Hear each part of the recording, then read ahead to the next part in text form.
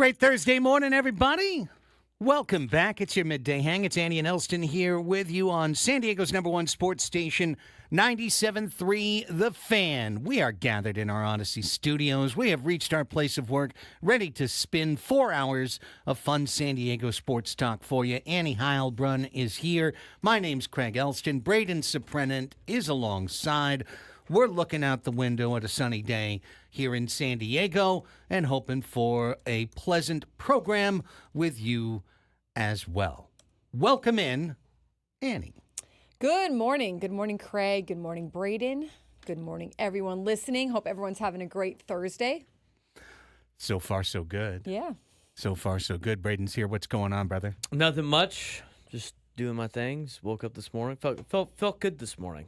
Yeah. Had the long night last night at the Jenny Craig Pavilion with the double header that was last night with USD women's basketball and men's basketball.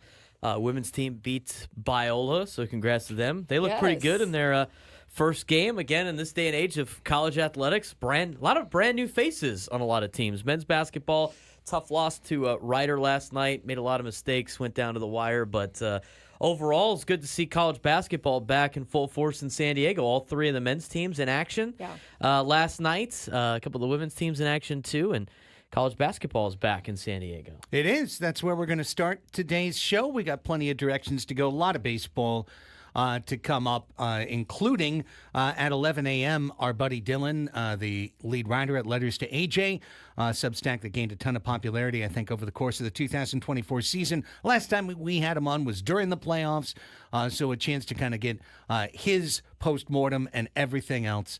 And we will talk to him at 11 o'clock. We'll have the 12 o'clock sports fix at the midpoint of the show. We'll play Anybody Knows a little bit later on. Is it still Tom Segura, or have we pivoted Aztecs today? We got Aztec football since the Aztecs football team kicks off tomorrow. I That's what I thought. I wonder what their attendance will be like when they're competing with high school football playoffs on Friday night. Interesting question. One that I'm sure it'll be a little bit less. It's going to be less. I hate college games on Fridays. It's not San Diego State's fault. It's not. the It's network's the network. fault. Yeah, the it's network's the deal fault they're in. putting games on Friday nights. I know for I know for a fact that San Diego State does not like playing on Friday nights either. Nor should they. There's a lot of recruits out there that in San Diego that they could have at their games, or they could be out recruiting on a Friday night. Instead, they're playing New Mexico.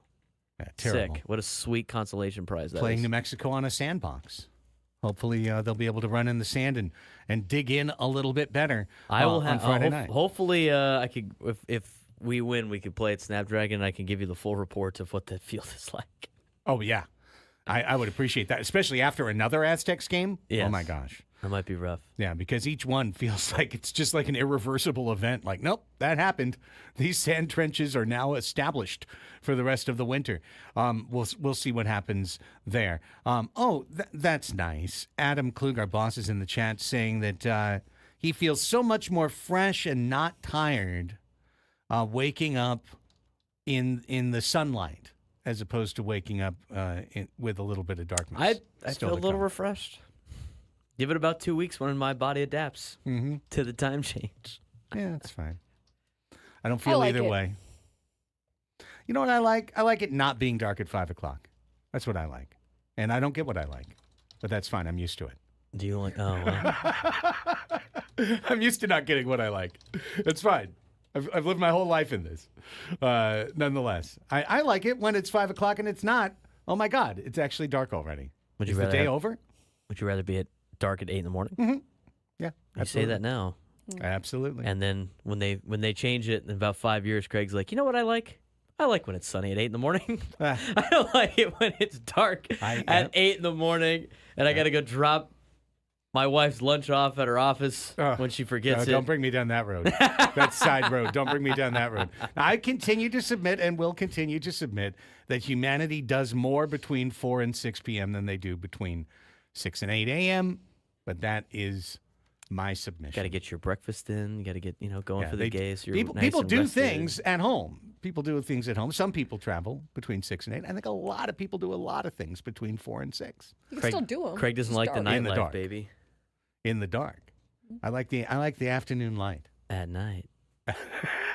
Reminds me of the SpongeBob episode, At Night, where they like switch the hours to night, and he just says, At night. Night. That's literally everybody right now at 5 o'clock. I'm working at night. Yeah.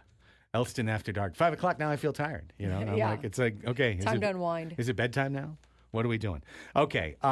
Let's talk some college basketball here off the top. I certainly, by the way, here's funny, right? We talked about, I was trying to sign up for Year View Oh, yeah. yesterday during the show. How many emails you get this morning? They never came. Really? And then I went back to Year View when the game began, like, well, now I'm going to have to deal with this whole nut. And then it just turned on. Wow. It just turned on. So I think the whole thing is rigmarole. I think they just capture your email and then they don't do anything with it. They Did just you take watch it on an app, or did you watch it on my Cox? laptop. Do you have Cox? Or No, I do not have Oh, cable. you have this. so. You have this. Okay, so you watched it on the I screen. just watched it. Watched it on my laptop, same laptop I got right next to me. Really locked in on the first half. Second screened the second half a little bit because my beloved Survivor came on. Hey. Sorry, not sorry about Beloved it. Survivor took more than the beloved Tritons. Yeah, one game. So it's one game. It's the But, biggest game of the year, I mean, it kind of is some ways. except when they play Irvine. Right. Hey, the UCSD Tritons could actually go to the NCAA tournament this year. They're finally eligible. Yeah, not to say that they will, but they can. They have the ability. If they had the year they had last year, they could go. They could actually make it. Was so, last year the year that they should have made it, or like was it a couple? They've had a couple of teams. If it wasn't for the sit out, would have made Yeah. the NCAA tournament. Yeah, and last year, remember, they wound up doing the CBI Oh, thing. yeah, they paid for it. Yeah, well, they did, but just because their team was too good to do nothing at the end of the year. It's a good reward for a program that wasn't eligible for the NCAA tournament, especially for the seniors or some of the players that have been there for the 4 years that was never eligible for the postseason that stuck it out. Good for them. Yeah, absolutely. So, my thoughts watching last night's Aztecs game against UC San Diego. SDSU defensively has the tools to be positively demonic when it gets locked in. This guy, Magoon Guath, 7-footer, looks like he's trying to evolve into an NBA stretch 5, a guy who could 3 and D at 7 foot tall. I don't know if the 3 is there yet. The D is looking pretty good. He had, at one point, they were trying to give him 4 blocks in the first half. They took one away on review, and they gave him 3 blocks in the first half. He's not going to always be in the right place at the right time. There's going to be mistakes. He's 7 foot tall. He may trip over his own feet a few times. But I was like, oh, okay. You add that into the mix of a team that already has great defensive bones and it teaches it from day one in camp. When you have new guys, it's one of the things I really wonder, like, will this team keep the identity that all these other teams have had when they have so few returning players? But I thought that was definitely the case last night as the Aztecs defended relentlessly all evening long.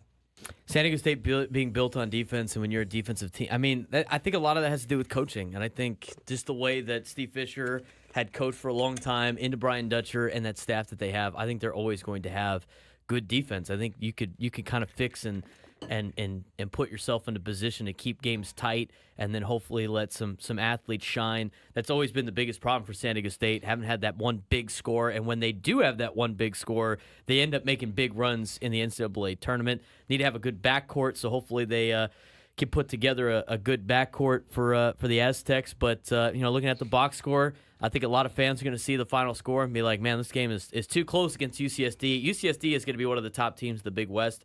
As I've said multiple times on this show already, the fans of the Big West schools that I know are worried about UCSD because of the fact that they are in a desirable location. It's easy to recruit to. They have the resources, and they're pumping a lot of money into their athletic programs. And when you don't have a football team, and basketball could be your flagship program. Correct. That basketball program is going to be very, very good. I would imagine UCSD is going to be a contender in the Big West. It's going to be tough for them to get over Irvine, and obviously UCSB is always really good in that conference. And Long Beach ended up winning that conference last year, but that's a competitive UCSD team. It's not like if this was the score against Occidental next week, I'd be highly concerned. But UCSD is a solid team. Aztecs play good defense. They're going to need somebody to kind of take the reins offensively. And the years that they do, they make good runs. The years that they don't, they make the NCAA tournament and are in a one and done. Yeah, and along those lines, I mean, I agree. I'll button that. I think the Tritons wind up coming out of this game just like they did last year, feeling pretty good about themselves. Maybe a little better this year because it was at Viejas Arena. It's one thing to do it on your home court at Lion Tree Arena, like the game of the year for the program, for the fan base, for the student body, to actually get a lick at San Diego State. It was kind of a captive situation last year, and the Aztecs escaped, and we'll find out if they ever decide to go back. You heard a little bit of that from Dutcher again last night, like, kind of why do we do this? I'm not sure, but we did it, and we won. But the Tritons do. They look good. They look like they had really smart game plan. Coach Olin and staff, used the zone very well to dare the Aztecs to shoot them out of the arena. And as we know, that's a great game plan against San Diego State. And I think especially early in the year, they rarely have the guys that are going to shoot you out of an arena. That's just not been the nature of Aztec rosters, Annie. But one thing you can say, Miles Bird, he's about the only guy who's back right now. Reese Waters is hurt. He's on the bench. Hopefully he'll be back soon. But Bird had an NBA Fantasy League delight stat line: 20 points, 8 rebounds, 3 assists, 5 steals, 4 blocks, 9 stocks. Are you kidding me? Steals and blocks for Miles Bird? That's crazy. And yeah, the Tritons don't have the size overall that other teams are going to have. But still, that's a really exciting development for game one. Yeah, you guys have said it all. Not really much for me to add here. I mean, he looked great. The Aztecs defended well. It was a little shaky in the first half. But I think that while there are going to be some growing pains, this is what Dutcher does so well. Anybody who comes into the program becomes part of the identity. They're able to take on that identity that he and Steve Fisher have created. So I think with a little bit of love, a little bit of growing, a little bit of teaching, this is going to turn into another potential for another really good team for them. I think they also need to get Wayne McKinney going a little bit. I mean, being able to watch him the last couple of years, he's a stud, and he's played at a high level. Even though in the West Coast Conference, there's still some really good teams in the West Coast Conference he's competed against. In fact, they had a couple of multi-bid years while he was at the University of San Diego. So get Wayne McKinney going. Again, it's the same thing with the football team, right? I mean, you have a brand new roster almost every single year. So to try to get these guys to gel together, it's going to take some time. And the real big tester early is after they play Occidental, they got to deal with Gonzaga at home, and so that's going to be a game that Aztec fans need to be all out in full force and make it a rowdy place to play, because Gonzaga, as we mentioned with UCSD, when you have all your resources going into basketball, and they've had it now for a long period of time, that's an animal to deal with, and so might as well set the tone before you have to play them every single year in your new conference. Your new conference mates coming to town, so it'll be a nice tester for San Diego State. Like to see Wayne McKinney get going. He did play 26 minutes last night, but only 2 for 7 from the field. Missed the 1 3-point shot. If Wayne McKinney can come off and be that sixth man off the bench for the Aztecs, they'll be pretty good, because he could be part of a really good backcourt for the Aztecs. But you mentioned, Brian Dutcher talking about why are we playing these games. Good on San Diego State for playing UCSD and USD this year, and letting all 3 of the local schools play each other in a round-robin format. USD will play both UCSD and San Diego State. It's kind of cool for the city. San Diego State does not have to do that. I think it's probably wiser for them not to play the other 2 schools, because there's nothing you gain out of it. But Correct. When you play in the NIL tournament like San Diego State is, and you got Gonzaga on your schedule, and the Mountain West is going to be very good yet again in college basketball, you can afford to add a couple of games like that to your schedule. But again, those are games that you have to win, and those are games that are usually pretty tough for San Diego State, because you are that top team in the city that the other 2 schools want to be able to go after, and you're going to get UCSD's best shot, and you're going to get USD's best shot. So good on the Aztecs for doing that. It's not the wisest moves to schedule those games, but it's a very honorable thing to do for the Aztecs. And meanwhile, you mentioned a USD not exactly showing out. Wasn't very good. They got a lot of new faces too. They lost their best freshman last year, and Kevin Patton Jr. going to the University of Southern California. He did not participate player for Eric Musselman in game 1, which is very interesting. But the thing with USD, it's very difficult for a lot of schools, obviously with this NIL world.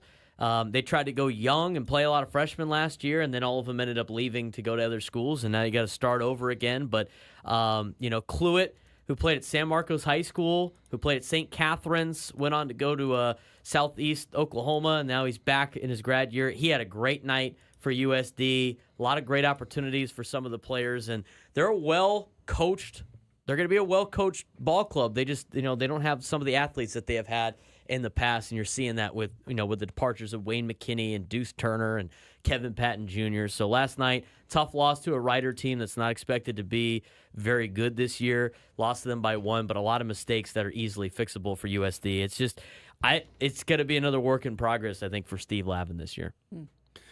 A little college basketball to get you rolling as all 3 of our local teams in action last night, 2 of them going head-to-head. When we come back, we turn our attention to the grand old game. Padres fallout. I mean, I'd actually like to react a little bit to what Mike Schilt had to say this morning here on Ben and Woods. It was one of the more interesting Mike Schilt interviews that I've heard over the course of his time here in San Diego. Plus, where's that payroll going to be? It's the big looming question that remains at the forefront of any Padre fan's mind. We'll dig into it a little bit more. Where are they going in terms of the rotation? We'll talk about that as the morning continues as well. Annie and Elsten here with you, setting the stage on San Diego's #1 sports station, 97.3 The Fan.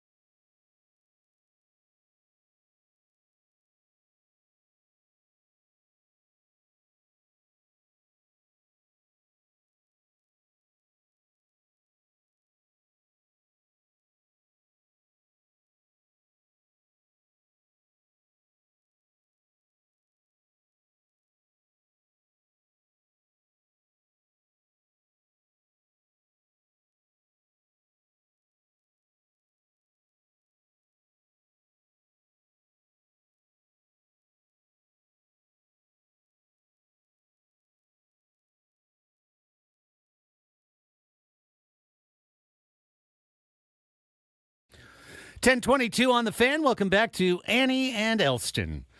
Annie Halbin, Craig Elsten, Braden Suprenant here with you. Coming up at 11 a.m., we will be joined by Dylan, lead writer from Letters to AJ, the Substack that covered the Padres all season long. We'll get some of his thoughts on the offseason as it begins. Mike Schilt, of course, we carried his press conference on Zoom yesterday live here during the program on 97.3 The Fan. Also this morning, Schilte came on with Ben and Woods. One thing I really appreciated from that interview, Annie, was early on Mike talking about the disappointment of losing in the playoffs. It's something that I think is important to admit, and I understand in the shock of the moments, the literal moments after losing and getting shut out in Game 5, that no one's ready to process that feeling. But hearing Mike Schilt talk about it being something he still thinks about and something that still comes to mind at random times in the day, the way it does for so many of us, thinking about how that season came to an end, I appreciate that. I don't need that, Gary Cooper strong silent type act from the skipper. I want to know that it hurt, and I really appreciated that. Yeah, I mean, and you've seen Mike Schilt after games just during the regular season after losses. He really wears it, right? So can imagine what this was like for him when the season came to an end, and obviously the feeling of that team being able to go farther, but then just not being able to do it. I liked in that interview that he mentioned how they're still going to have to work on the culture. You can't just take it for granted and say what happened last year is just going to happen every year. There's going to be intentional work on the culture and how they want new guys to feel and see what's going on when they first come up or first come into the organization, because they've got kind of a churning culture already of how they go about things. So I think a lot of the ways that he looks at things is, as we know, very intentional. And I think that will carry on after year one and into these following years. Yeah, agreed. I like that part as well. He also twice said, just almost offhandedly, that the entire staff is coming back.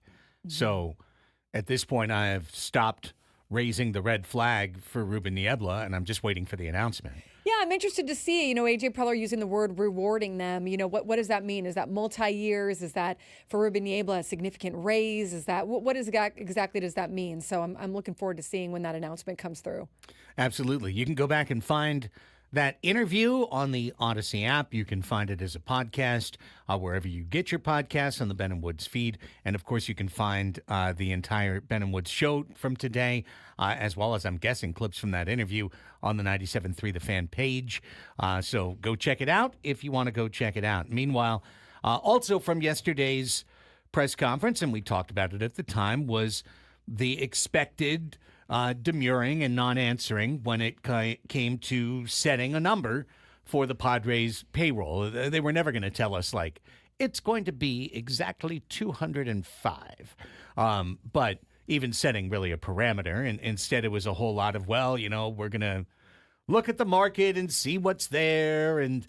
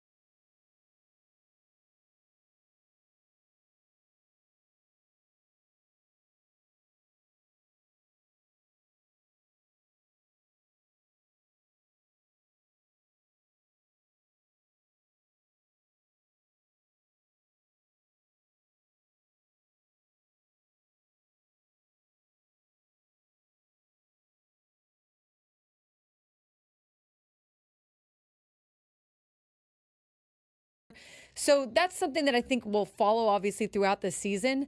But it does, beg the question. I mean, AJ Preller does not know his payroll yet. And I had a feeling this was an idea. I said it yesterday. He hasn't gotten that number yet. And so he's just out there looking around at like, what are the options? What are we going to do? What's some possibilities here? And then when he'll sit down with Eric Katsenda and Eric Grupner, they'll kind of set more parameters for the number and how he operates. When they say that, well, there's ways to massage it at the end. Some of those ways are agreeing to a player and trading them in the middle of the season. That's one thing that you just can't sit here on November 7th and anticipate. Again, the biggest things are unchangeable. So then you look at, well, what could change? You could lower, Luis Arraez is going to make $14.6 million.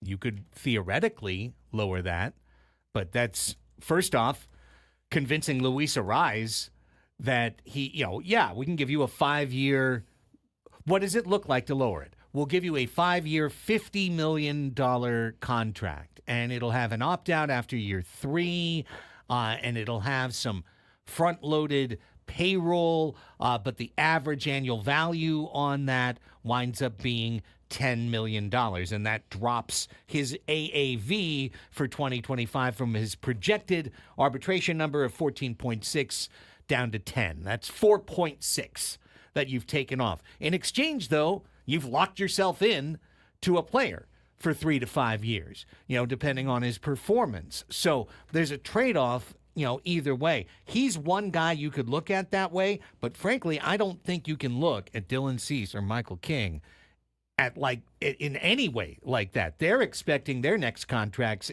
average annual value to be far higher than what they're getting in 2024. Yeah, and Dylan Cease is a Boris guy, so I don't think that he'll sign an extension at this point or be in that area for doing that. But the more I think about it, the more I've been looking at the numbers and talking to people, I think that they're going to be open more to signing Luis Arraez and considering him and his value that he brings to the team. And I don't know if they're going to be able to do Jurickson Profar. And I think that that's going to be obviously also based on what the market sets and once AJ hears what his number finally is. But again, I think it's going to be tough to do both of those. I could be wrong. Maybe both of them come back. But I do think that they really value Luis Arraez and what he brings. And not that they don't value Jurickson, but I think the understanding that Jurickson might be able to go out there, it's his free agent year, and get more money. The biggest thing in this entire article is in the parentheses in which Kevin Acee goes, and he explains the CBT payroll is not calculated to the end of the season. As we talked about, there are numerous avenues for the Padres to lower that number, which they anticipate doing. I mean, lowering their number and being underneath the tax is going to be very difficult to do to put together a roster where you fit all the needs that you have, unless you just think that you can do what you did last year every single year with some of these budgetary moves.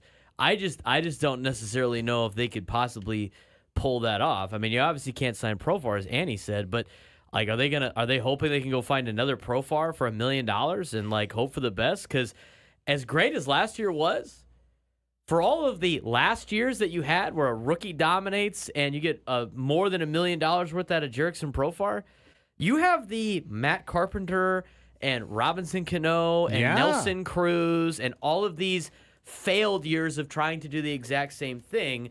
I don't. It's going to be a very big challenge if they decide not to. If they want to lower their CBT. And the other note that Kevin has in this article, and they've said it before, the beat writers, that this last year in which the Padres had a $171 million payroll, ranked 15th among the 30 major league teams, like we've talked about, after 4 seasons in which they ranked in the top 10 in payroll. He says, quote, "It marked the first year of a planned transition toward a sustainable fiscal model." And so, that kind of highlights, what are we looking at here? I think that I guess there's part of me that still thinks that they might go up still. The Padres will go up a little bit. I don't know that for sure. That's just me guessing based on this last year that they'll extend their payroll a bit higher and that AJ Preller is probably operating under the premises that he will get a little leash there. But what that exactly looks like, no idea. I think it's a tough sell for a lot of fans if you're going to. You're right there, right? I mean, the Dodgers have praised the Padres way too much after the World Series. about how good they were and how that was like really their World Series and all this other stuff. Yeah. You went toe to toe Eyewash. with Talk one of about the eyewash. you went toe to toe with the number one team in Major League Baseball, who, by the way, is going to just unload just more money and more money. And until they do that, it's just hearsay. But they have the means to do that, and you're going to, after that, potentially lower what your payroll is from that standpoint. It's going to be a raise from last year, but it's going to be a tough sell, I think, especially if they raise ticket prices again, which they might be doing, if not they already did. So, I mean, I understand. I had this conversation with Adam Klug. As long as they're winning, it's okay. But if they, again, don't go after a couple of big pieces, or at least try to put together the most competitive team you can, which you have to spend money to do that because of the way the farm system is, and you go into next year and the Dodgers, if they, God forbid, add two of some of the best free agents available, after you raise ticket prices, it's a very tough sell, and you're really rolling the dice 2 years in a row that your team is, and that everything's going to work out when it's only happened once in the last 5 years on some of these questionable or really high stakes moves that they have made. Let's take a time out. When we come back, the number that's locked in that AJ and the Erics can't walk around, the number that is just absolutely in front of them like a mountain that they just have to climb every year. Plus, how does this work for the starting rotation going not only next year but going forward? You know, the off season is the time to think about that. This is the kind of thing that if I brought it up in the middle of the year, I'd get the wince and the groan of like, come on, we're in the middle of the year. We're in the off season now. This is the time to think about it, and we will. How does this all translate to the Padres' pitching plans this year and going forward? Annie and Elsten talking Padres with you on San Diego's #1 sports station, 97.3 The Fan.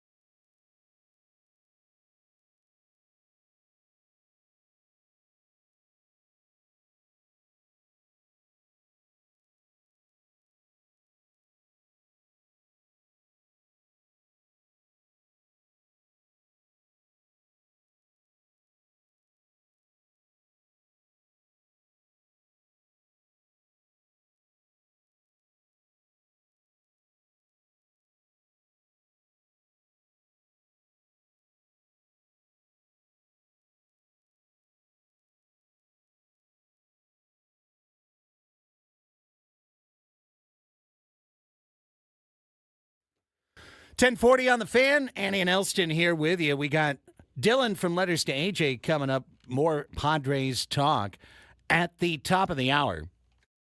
But we were just talking payroll. As always, I take advantage of the great resource on Fangraphs called literally Roster Resource. Jason R.R. Martinez, who's a San Diegan. Payroll. And, yes, /payroll. /Padres. And he is a Padre fan himself. He operates that part of the site. So always want to give him a shout out along the way. They don't only show the year-by-year salaries for these players, but their calculated average annual value. And so the number I just wanted to put out there is 130. 130 is the combined average annual value of contracts that I believe to be essentially untradeable, with maybe one possible exception from the San Diego Padres. I am referring to Manny Machado, Xander Bogaerts, Fernando Tatis Jr., Joe Musgrove, Yu Darvish, Jake Cronenworth. Those 6 contracts add up their average annual value. You get to 130. Remember, the number this year is 241. So right there, that's 6 guys, and you've got 20 more spots on your big league roster, and you've cleared 130 of your 241. So when they talk about getting flexible with the average annual value, that's the rock that they're dealing with, Annie. That's the rock that's pretty hard to move in terms of getting flexible. That's what makes it hard to think that they might not go over that first tier of the CBT. And again, if you go over it, your overages are not insanely high. You're just getting penalized on the overages, not the entire amount. So you're looking at maybe another $5 million at the most, maybe depending on how much they go. But I'm sure that's money that they would rather put into the payroll. It just seems hard when you look at those numbers that you just mentioned to think that they can get all those players in under that number. I mean, if you go $1 million over, it's $200,000 in penalties. Yeah, there you go. I mean, that is like nothing, right? For a major league right. organization. So if they do that, I can't imagine that's a problem. It doesn't mean that their payroll has to skyrocket. Just that they've got a lot of average annual values that are high that they've already signed, which we know. But the thing is, because of the way AJ has set himself up on the board, his payroll is skyrocketing no matter what. Because Manny went from 11 to 17, and Tatis went from 11 to 20, and Darvish goes from 18 to 21. Suarez gets a raise. Peralta gets a raise. All the arbitration players get raises, of course, as well. But these are built-in raises. There's another huge one coming in 2027 for Manny when he goes from 17 to 25 and then to 39. And he just sits at 39 for the remainder of his contract.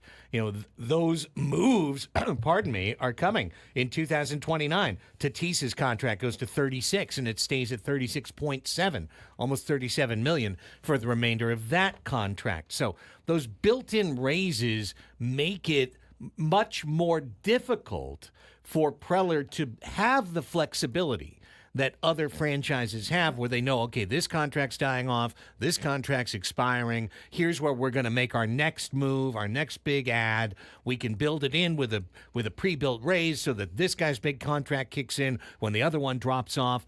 Well, these contracts aren't dropping off. Now, if there was one that could be moved, I mean, obviously you could move Fernando Tatis Jr., but that's a whole different kettle of fish. So yeah, it's a good way to have people not show up to the ballpark. Yeah.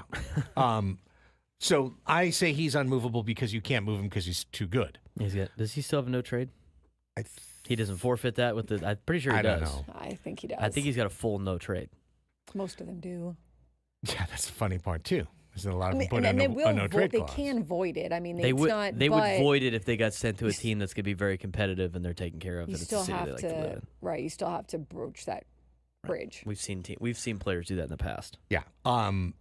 Jake Cronenworth. I hope he's not traded, by the way. Yeah, no, I don't think he could be traded because he's too good. Manny Machado's contract's untradeable. Xander Bogaerts' contract is untradeable. It's one of the most untradeable contracts in all of Major League Baseball. You would have to attach well over $100 million and an excellent prospect to get anybody, to get anybody to even approach you on taking Xander Bogaerts off your team. Sorry to say it, love the player. His performance hasn't even remotely approached his contract so far in 2 years in San Diego. That's a Padres problem, not a Xander problem. Correct. Correct. Robert Suarez is a player you could trade. He is a player that is going to make $10 million this year and then has an opt-out at the end of 2025. The remainder of his contract is $9 million, $8 million, but He's opting out of that. he's going to opt out of that deal unless he gets hurt Or in has a- 2025. Unless he Bad gets year. hurt or shelled, he's Mhm. opting out of that because all the other closers are getting Yeah. insane amounts of money. And for a guy that has his story that finally made it to the pro, this is his time to cash in. Yes. And he's absolutely going to do it. He'd be a fool not to. So that's a way, pardon me, that you could be creative in terms of, and this is really what we're building these two segments on, is just that word, that phrase within AC's article saying that, the team plans to be creative to drop their CBT number. One way to do it is to trade Robert Suarez, to say, you know what? We probably got Robert Suarez's best year. At the end of the year, we started to see the limitations of Robert, but then he came back. He was good in the couple of playoff appearances he had, so that should bolster him on the market for a contending team that wants to get him. His contract is affordable for next year at $10 million, so a team that maybe is losing an elite arm to free agency might look at Suarez very kindly. Or a contender that just needs an elite arm because there's not a lot to go out. There's not a lot out there. Yes, and you could get something for Robert Suarez, probably not a ready-made Major League piece necessarily, but you could get something pretty good for Robert Suarez while at the same time saying, okay, slide on up the list. We do have Jason Adam. We do have Jeremiah Estrada. We like these guys. That could be a closer setup scenario for our team, pre-baked, depending on what you do with Morejon, whether you try and stretch him out or you leave him in the bullpen. We've got him. We've got Matsui under contract. We've got Wandy under contract. We've got Hoeing under contract. We've still got a pretty good bullpen, even if we don't have Robert Suarez as the quote-unquote anchor of the bullpen. Reminding everybody that in September, that anchor seemed to be slipping a little bit on the ocean floor, and there was an active question as to whether he should stay in the job. Closers are also luxuries that certain teams can't afford. And the Padres, do we have to go over the Padres' closing history? Almost every player that has been a closer for the Padres has been a stud or almost an all-star, if not an all-star. That's true. And has always been really good. When's the last time the Padres had a terrible closer? Well, I can go back to 2003 and Brandon Villaferde and Jarrett Wright trying to That's a long time split ago. the job. 2003. I remember that. Every kid in high school wasn't even alive yet. That's just such a long time ago, That's 2003. fair. But That's the fair. Padres have notoriously had great closers. I'm not really worried about finding a closer for the Padres. You could even have Jason Adam close if you wanted to. He's under contract for, the next 2 years with arbitration. He's gonna make half probably of what Suarez makes. And here's the deal. If you are contending at the deadline, then you go get a closer. Because there's going to Right. be some guy out there that comes out of nowhere that is a dominant arm that's making league minimum that you're going to be able to pick up at the deadline from a team that's very lousy. And then all of a sudden you got a closer at the deadline. To me, that is a position that I think you could get at the deadline more times than not. Why overpay for one where the guys that get those big contracts that are closers usually start to fade a little bit? Look at Craig Kimbrell, right? That guy got so much money after being a stud closer when he was young, and then he just never really worked out. Liam Hendricks is another guy. Robert Suarez could be along that path as well. Josh Hader last year wasn't very good. Edwin Diaz, after he got his big contract, wasn't very good. So if you're not going to re-sign him, which I don't think the Padres should if he opts out, now's a good time to trade him. Yeah. Well, that's when we did, I think it was the day you were out, Annie, and Rafi was on, and we talked about trade candidates. Robert was kind of the guy that I landed on, too. It's a move you can make. You know what I mean? Yeah. There's not a lot of great moves on the board for AJ this year. There's a lot of moves that have a little blinking light that says, we'll take you over the number. And then there's other ones that are like, ooh, are we really going to trade a starting pitcher off this team? It seems like a really risky thing to do, depending on what you get back. Suarez, at least there's a plan of succession that's already there. And he's like 8 out of 10, he's opting out at the end of 2025. Yeah, I think you have to try to get what you can. If you know a guy's going to opt out, they're in a point, the Padres, where you got to be creative. You've got to try to get everything you can for a player, whether that's trading at the deadline. But, it's a closer is one of those things that you really miss when your games aren't being saved. We know that Robert Suarez can do it. We also know that he has had some injuries in the past. What does this year look like for him? I'm sure for him, he's going to want to have a really good year because of the reason that you just mentioned. Has a chance to go out there and get a really good contract after this year if he does that. So, but if you're the Padres, you've got to look at every avenue, and they do have some other guys in the bullpen that can step up and take on some of these roles, and maybe A.J. Preller can get a little bit creative in filling in some of those other holes if all those guys move up a notch in that pecking order. Well, and then that leads to something that Braden was saying during the break, but deserves discussing on the air. You've got to look at this group. You got to look at your incumbents, Waldron, Vasquez, Brito, right? How many innings can you get from those three guys?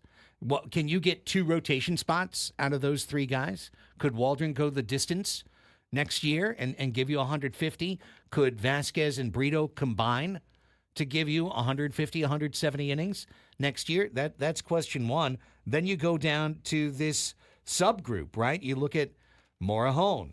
You look at Luis Patino coming back from Tommy John himself, but he is under contract for the Padres unless they non-tender him. He's still only 25 years old.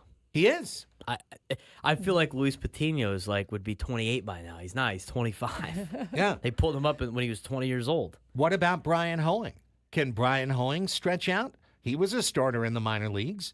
He was a starter in the Marlins organization. If I remember correctly, that was kind of one of the big selling points. I know everybody was obsessed with Tanner Scott. It was like, hey, well, he could potentially start.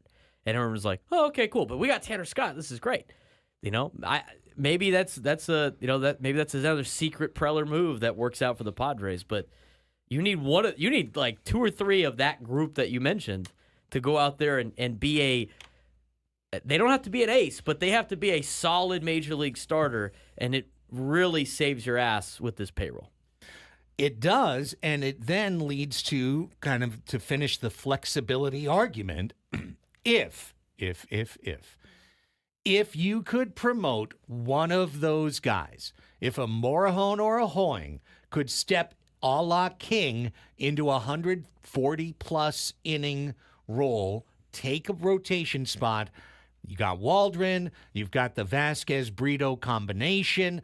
Now maybe you take one mid-level free agent flyer in the market, and I've got kind of an icky name, but a name I thought of today in the 11 a.m. hour that we can discuss.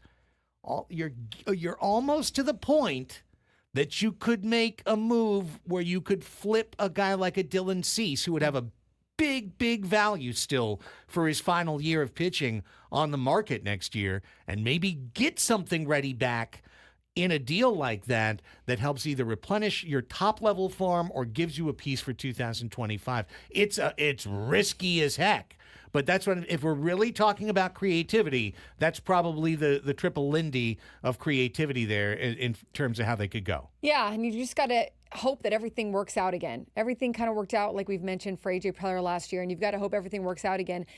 It would be rough to see Dylan Cease and Michael King go, because you've got a rotation right now that you feel pretty good about. I mean, Yu Darvish, Michael King, Dylan Cease, you want to hope that no one in there gets injured or has any issues during the season, because you're already kind of, thin.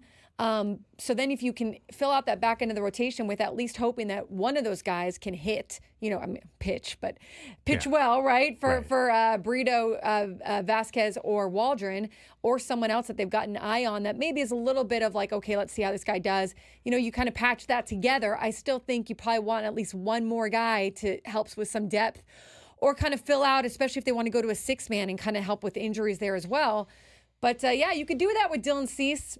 It's a risk, but you could if you need to try to get some guys back. It's a risk. It's a calculated decision. You remember, this guy's a free agent at the end of next year, so you're really playing with 1 year. You're trying to get something back, or you're trying to go to the World Series with him. That's one or the other. A lot of fun stuff to think about. We'll talk to Dylan next about it.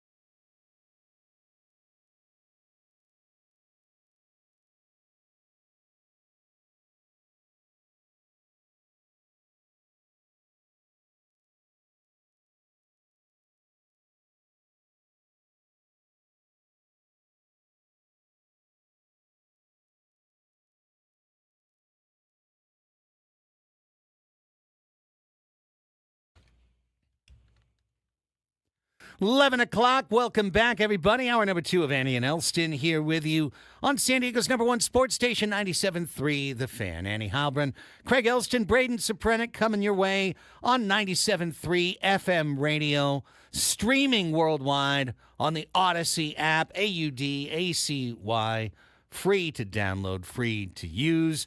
We are a podcast getting chopped up into digestible hour-long segments and then fed into your podcatcher, whether you're on Apple Podcasts or Google Play, or you're using something else. You're using Spotify. You're just finding us on the Odyssey app yourself or one of them other apps. Thanks to everyone for being there. And, of course, don't forget we are a YouTube show. Every day, we are on video. You can see our smiling faces on the 97.3 The Fan page on YouTube. Go search for it, find it, bookmark it, subscribe to it.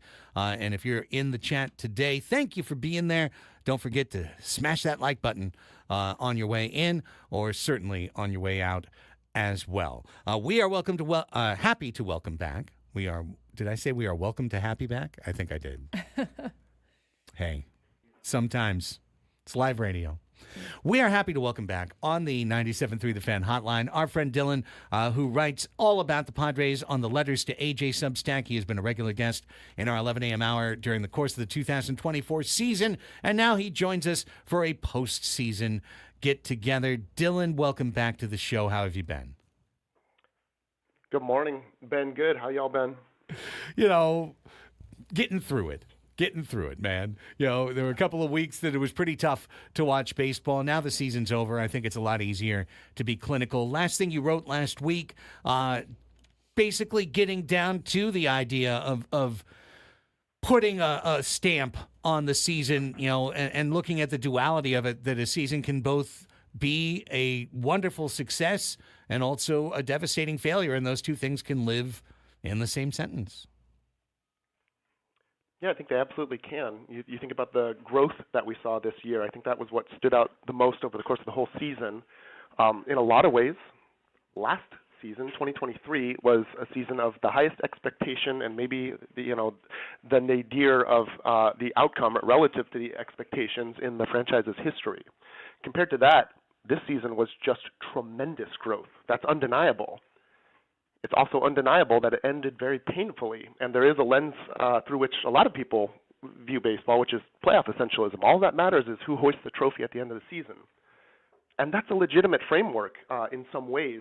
And both of those things are true, and that can cause a lot of dissonance, and some prefer to just choose one over the other. But our approach is both things can be true.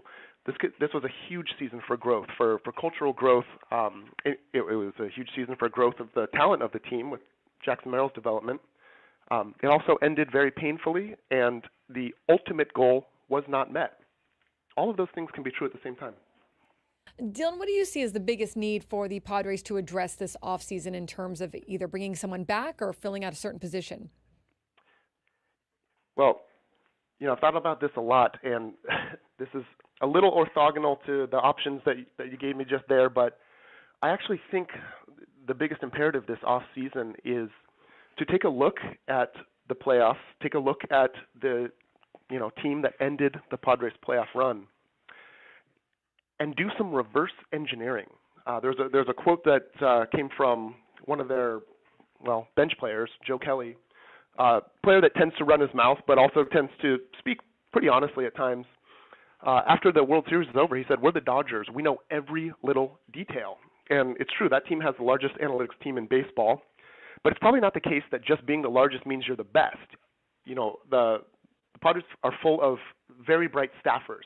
They can reverse engineer, decisions other teams made very successfully. And what stood out to me, what's really been gnawing at me since Game 4 of the NLDS, is you could see the Dodgers making adjustments that in the moment were really hard to understand. In that Game 4 of the NLDS, you saw Kike Hernandez starting at third base, moving to center field, moving back to third base. He was trading places with Chris Taylor, who started in center, moved to third, moved to center, then moved to left. And you saw defensive shifts that were extreme and seemed like a throwback to previous years. Then you saw them in the NLCS versus the Mets, this team of unlimited resources who spent $1 billion in the offseason playing Tommy Edman as their cleanup hitter in two of the 6 games to great success. He ended up being the NLCS MVP, and it looks like that was no fluke. It really does look like this is a team that knows some things that other teams maybe are a little behind the curve on. And that's something that there's no law of nature that says another team can't emulate that, can't reverse engineer all of those decisions until they understand them. And I think, the team will have to field a competitive roster. But this is something that with very little cost can meaningfully, incrementally increase the team's chances going forward. So that would be my highest priority in the offseason. Damn, man, what a great answer. I mean, honestly, that's the area that you don't think about when you're out here on these hot streets, slaving over a hot microphone 20 hours a week and going through, the major advantages that LA has, right? They can pretty much cherry pick any player that they truly want and put that player on their roster. They've got the resources to do it. They've got an almost $500 million per year over year financial advantage over San Diego. They can exploit that any way they want. One of the ways that they do that is by being the best positioned team in baseball. They lead the league in efficiency in terms of turning those moves into outs, or at least they're really close to the top of the list of that. And I think that's just a really great way of looking at it. What are the small ways that you can improve that don't count against your CBT, that don't count against your player payroll, but can really make an orchestrated difference in terms of squeaking a win out? Because you brought up that defensive positioning, Dylan, and that is something that I came back from being at that same game as you, Game 4, just flummoxed. Going, they're playing this team to pull. We're team opposite field, and we're playing into their game plan. I just don't get how we're here. Yeah, there's no other team in baseball, probably in sports, that can convince the best player in the game to give up enormous amounts of personal wealth in deferments to permit more present-day spending. In reality, there's only one team that's going to win at that game. That can't be the game that you're trying to play to get an edge. But there's no limit on human creativity. There's no limit on imagination, and there's certainly no limit on the gains that you can get by applying intellect to what you're seeing on the field, especially when a team that, as Joe Kelly said, knows every little detail, is doing things that don't seem to make sense in the moment. You have to prioritize, by the time spring training starts, understanding why those decisions were made.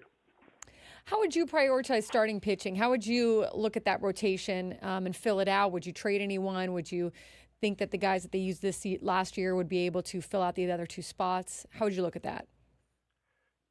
I think the term that comes to mind is, I think the team needs to look at some floor raisers. It's a very, very long season, and their top-end talent is still really good.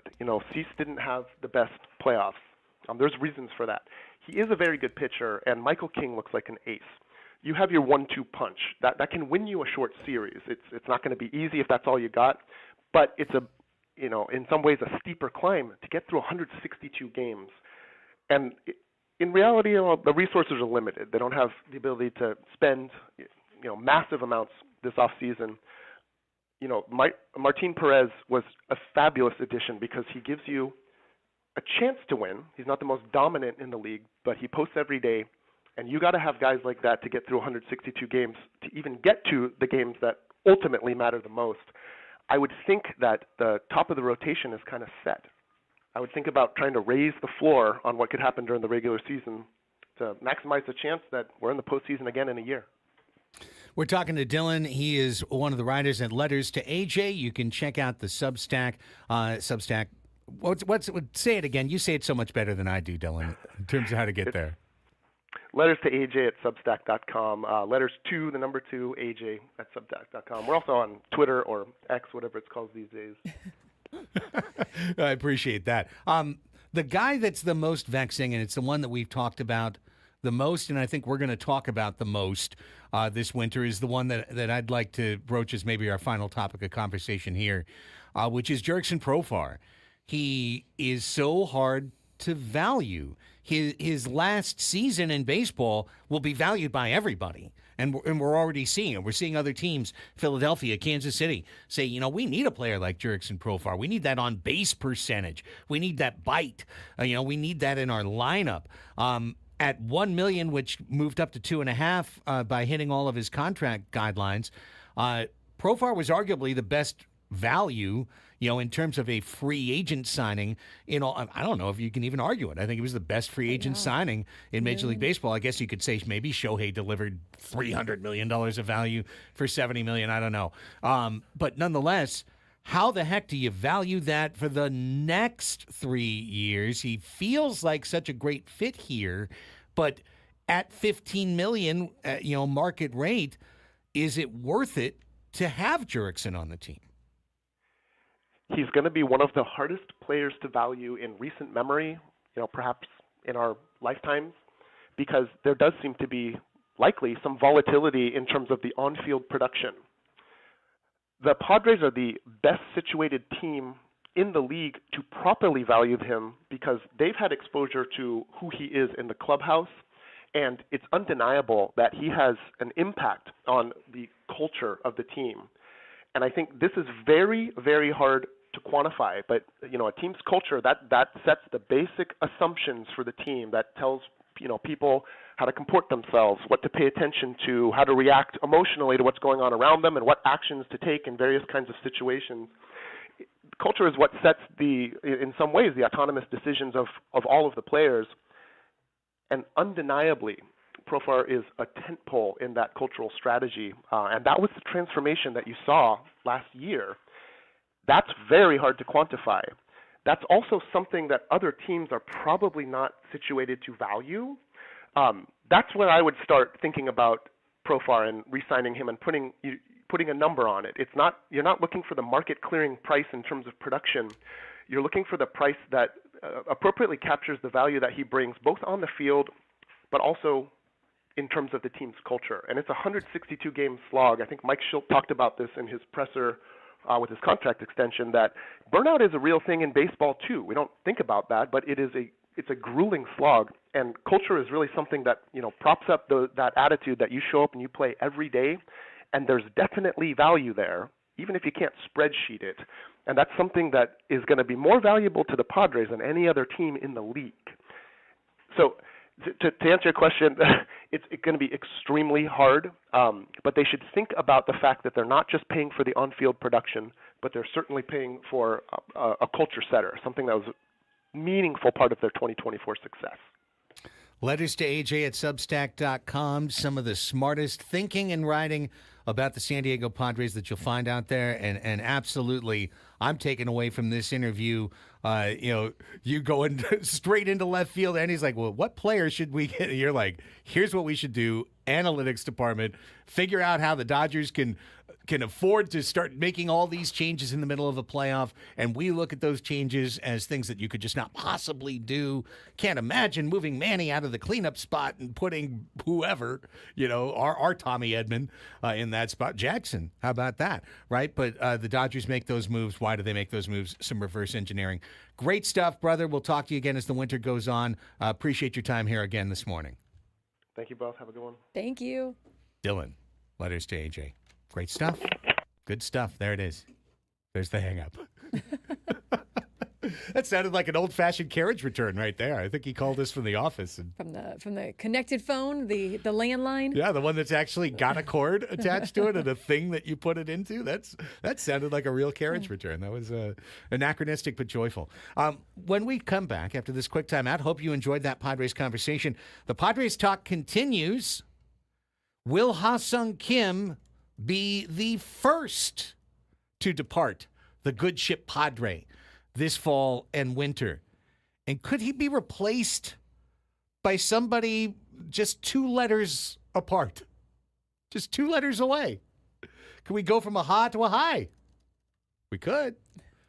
Annie and Elsten, we'll dig into it, the ha's and the highs of it, right after this quick timeout. Stay here on San Diego's #1 sports station, 97.3 The Fan.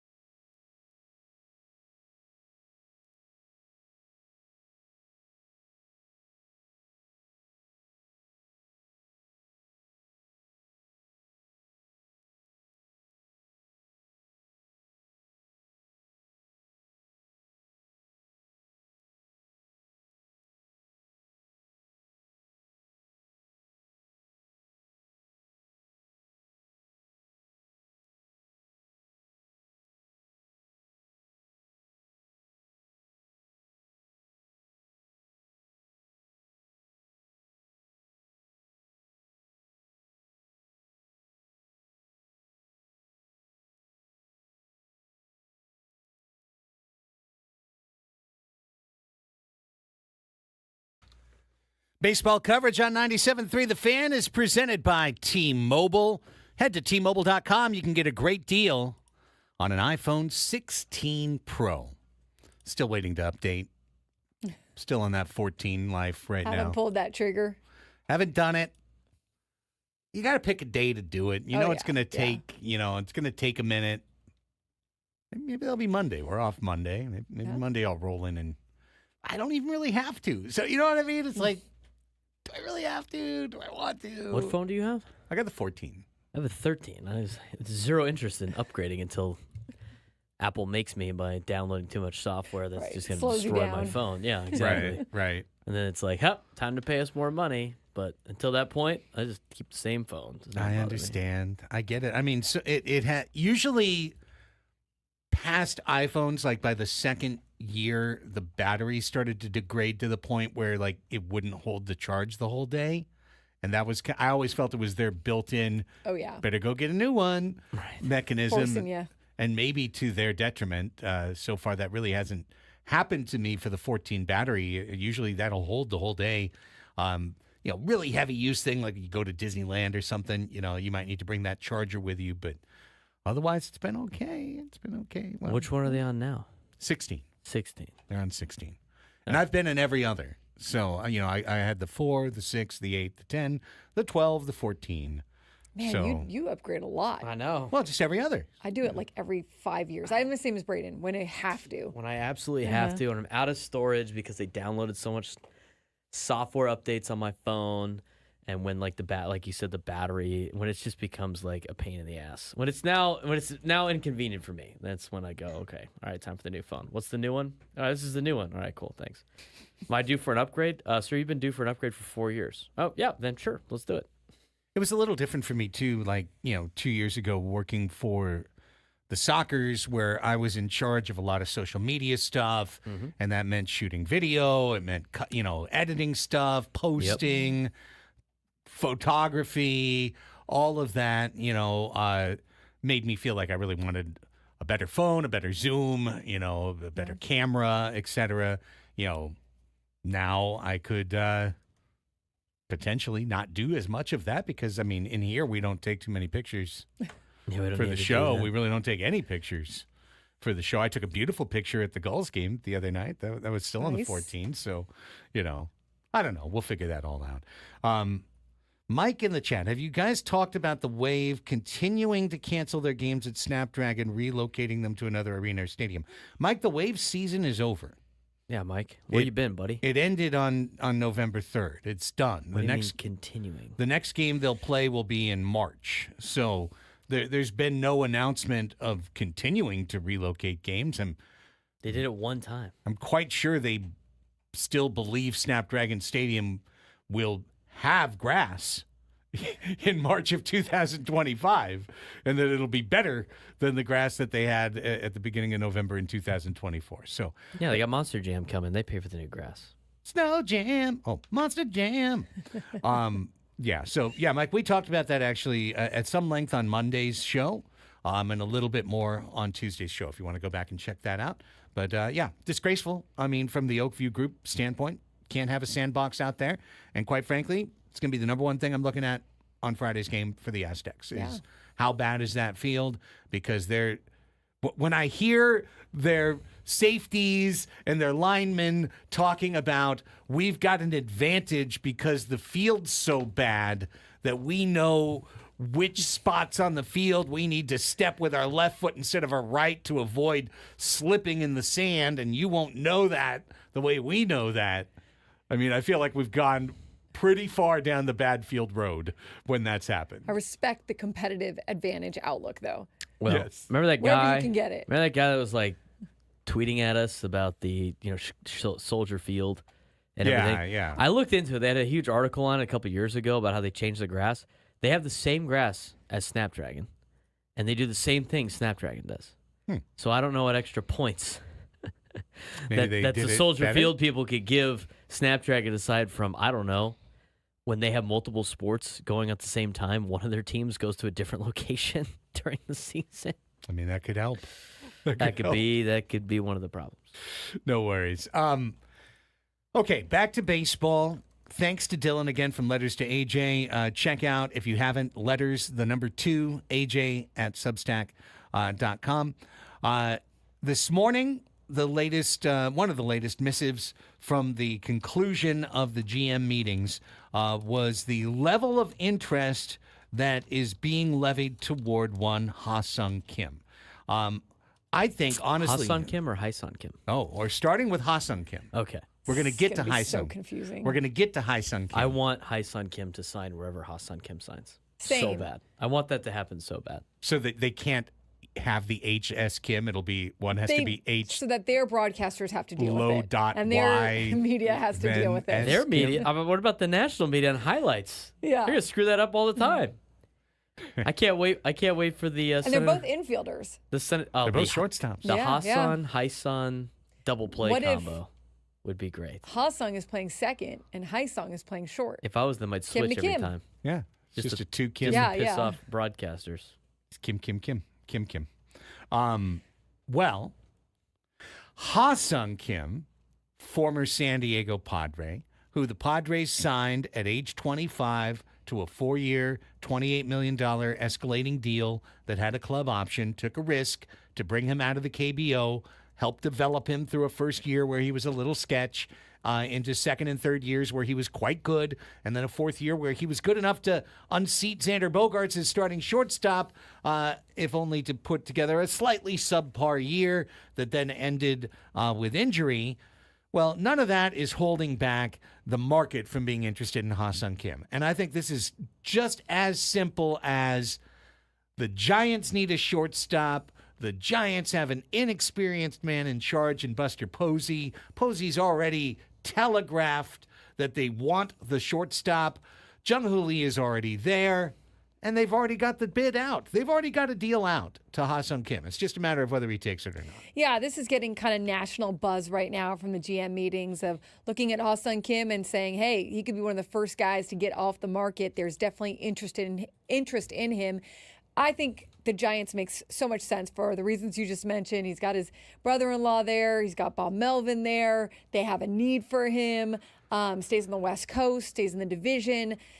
I saw also the Blue Jays are reportedly interested in Ha-Sung Kim. And this will obviously become a decision for Ha-Sung Kim if he has multiple offers and where does he want to be and what are those offers tempting him with. But yeah, I mean, this is getting kind of the national attention right now. So sometimes this is nothing, right? Sometimes, there's a lot of stories about this sort of thing, and then they're not signed until closer to spring training, or there doesn't end up being that much buzz. But it looks like San Francisco is at least, looking into it. At this point, the Padres can't afford to keep Ha-Sung Kim. They just can't. They had a chance last year to trade him and to get, I think, a pretty decent amount of value they could have found for him on the market. They chose not to do that. They chose to hang on to him and get whatever value they would out of him as a big league player this year. They got a little bit less than they counted on, and then they didn't have him at the end. They did not extend a qualifying offer. They're not going to get a draft pick back. Ha-Sung Kim is gone. You can't afford to keep him around, nor should you necessarily want to bet on the next 5 years of Kim's career or the next 7 years of Kim's career, as I would suspect a team like the Giants is about to do. I don't think they're signing him to a short-term deal. I think they'll sign him to a deal that'll cover a good portion of his 30s. And I don't know that he has earned that level of commitment here from a team that, as we talked about early in the hour, is as leveraged as the Padres are. It's hard for the Padres to do many more of these long-term contracts or these big contracts. And then you also have to wonder, hey, what's going to happen with Leo Dallas DeVries? How close might he be to coming to the big leagues? Would it be in 2026? And then you've got to shift around the infield a little bit more in order to fit him in and figure out where he's going to go and how he's going to play. So it makes sense to me that the Padres don't do this at this time, as much as I do believe that they love Ha-Sung Kim and they value Ha-Sung Kim. You also don't know if his ceiling was 2023. If he can get back to being that guy who he really wasn't even completely consistent during that season, just ended up with some of his best numbers, did enough there, especially in the second half, to get to that point. It's hard to know exactly what the future holds for him. I think he's a guy that works extremely hard. Managers love him. Teammates love him. He puts the time and the work ethic in to become a better player. But still, obviously, has had some issues, which is understandable, catching up to the fastball. Still, this year experimented with putting on some more weight to get some more power. Didn't quite work out for him the way he wanted to. So still trying to find his way a little bit in terms of becoming the player that he wants to be in the major leagues. So, Ha-Sung Kim, who in his final year, in his final year in Korea at age 24, hit 306, hit 30 homers that year, stole 23 bases, 397 on base percentage. Really good numbers. Obviously, in Korea, the most that's translated into is 17 homers and a 351 on base percentage, which was 2023. What if, and this is the AJ creativity episode of Annie and Elsten, what if instead of paying for past performance and betting on the future of Ha-Sung Kim, the Padres simply repeated the process and went to get the next young Korean infielder who is interested in transitioning to the big leagues and has a pretty good pedigree, but isn't going to cost the same as somebody who is an established major league player, and that would be, no dash in his name, Hye-Sung Kim. Hyeseong. Hye-Sung Kim, 25 years old, South Korean middle infielder. He played more second than short this year, but he is and has been a shortstop in the KBO. Played a little tick of outfield as well. Is a left-handed swinger instead of a right-handed swinger. Mm-hmm. And this year in Korean baseball, hit 326. Only 11 homers, 30 steals, 383 on base percentage, 458 slug percentage, 841 OPS. He was at 842 last year as well and stole 25 bases that year as well. What about repeating the process instead of chasing the results? Wouldn't you need to give him a similar type of contract like Probably. Ha-Sung Kim got? But I mean, that's paying $6 or $7 million for a middle infielder instead of 15, 20, 22. Yeah, but then what happens next year when, if in 2026, Leo Dallas DeVries comes up, do you have too many guys there? Well, maybe you've got a utility player for your team. Maybe you've got somebody that could shift to a different position. He's played the outfield before as well. Who knows? For example, creativity episode. Cronenworth moves. Kim comes in. You've replaced a left-handed middle infielder with a left-handed middle infielder, but you've shaved 6 years of age off of the position. And now you're doing that dance with, do you play him at second? Do you play him at short? You've got that ability to move him around the infield like you did with Ha-Sung Kim.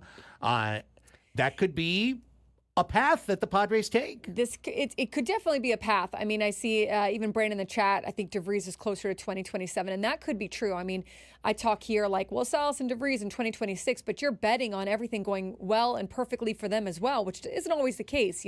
Down years, injuries, you never know. So you've got to make plans for both scenarios. And maybe if you did do a 4-year contract or something where you think you're going to get at least 2 big years, the thing about it is you got to figure that first year will be an acclimation year. So That first year is going to probably be a little bit tough. It usually is. And that's understandable for players that are coming from the KBO.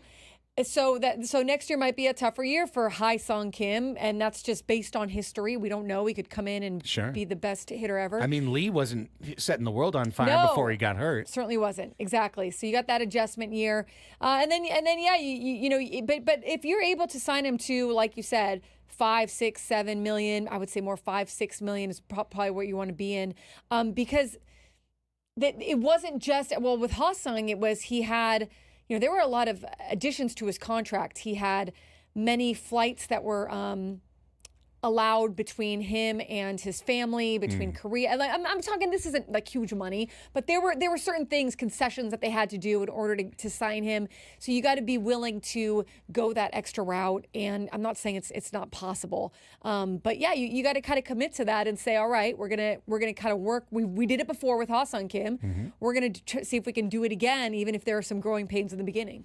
There are other teams that are interested, by the way, in Ha-Sung Kim, and the Padres aren't even listed in the MLB.com grouping. They're talking about teams that are more interested in playing Kim at second base, such as Seattle, Boston, the Giants, the Angels. Hey, Dave Roberts says Dodger scouts like him. Of course, the Dodgers like everybody. And the Dodgers are listed on every player in Major League Baseball. That's fine.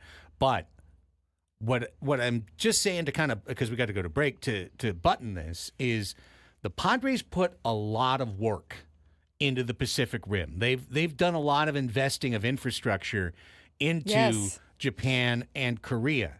And they will not be able to compete with LA or New York for the very top talent. They won't be able to get a Yamamoto or an Ohtani. They can't do it. They don't have the spigot of cash that the Dodgers have, shooting out a spectrum and just firing into their bank account.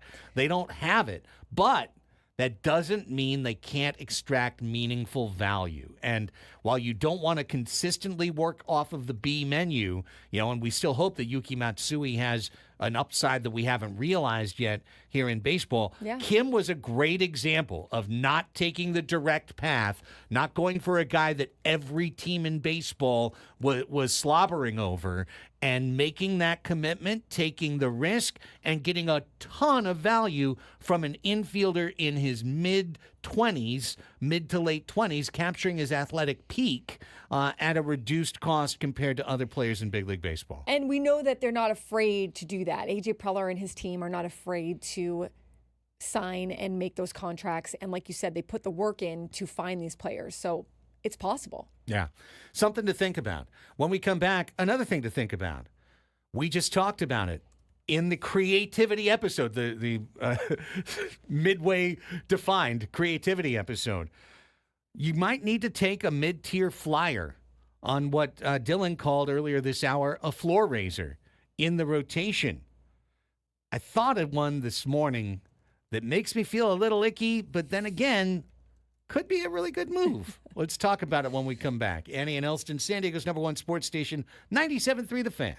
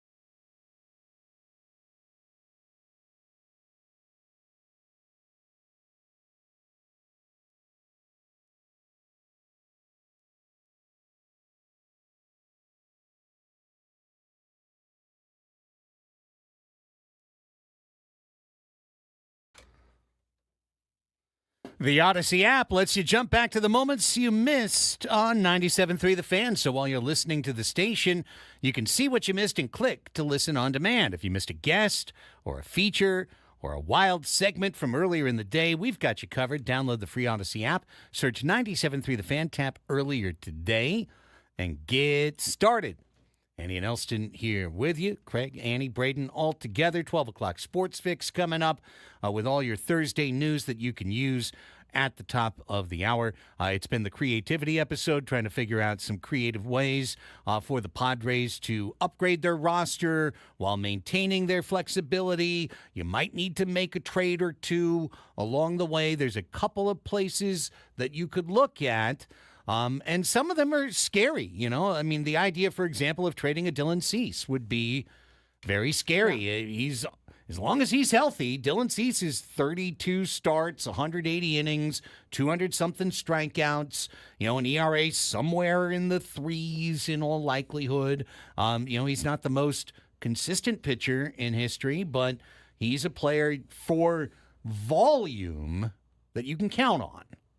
So if you want to make a move like that, you're going to have some plans and some creative ways to backfill your rotation. The thing I keep kind of thinking about, though, and it's rattling in my head, is that this team is set for 2025, but 2026 is really an open question. And that's obviously not too far down the road that we shouldn't be worried about this.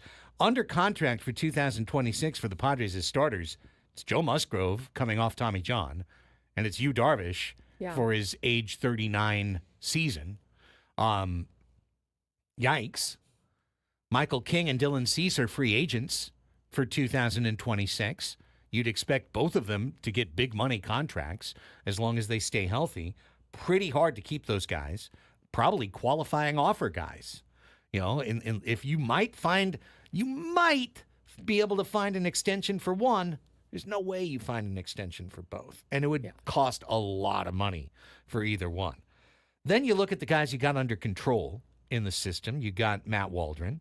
You got Randy Vasquez. You got Johnny Brito. Those guys are under control for years to come.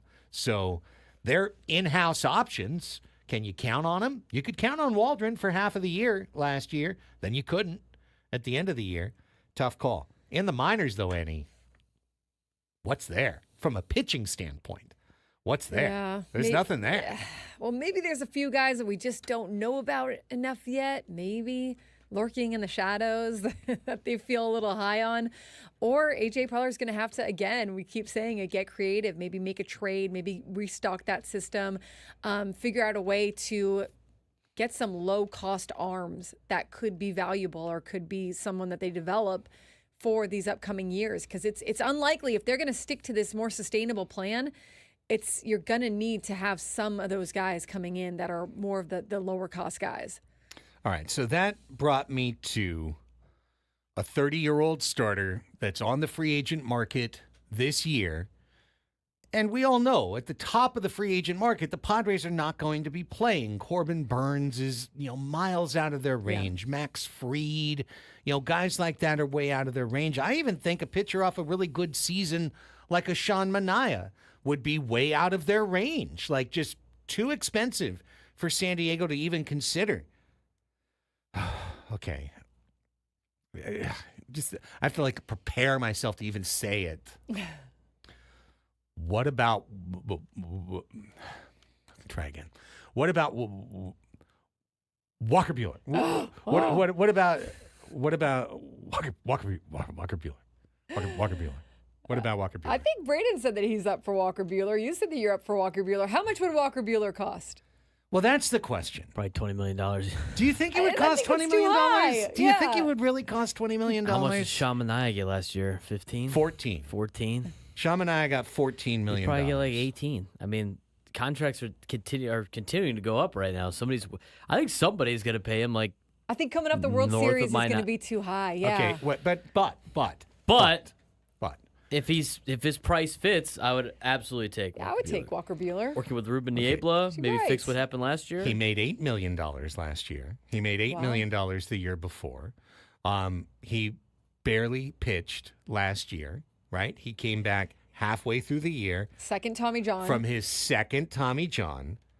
And by the numbers, Walker Buehler, this is funny, I'm advocating for discussing signing this guy with the following argument: he was really bad this year.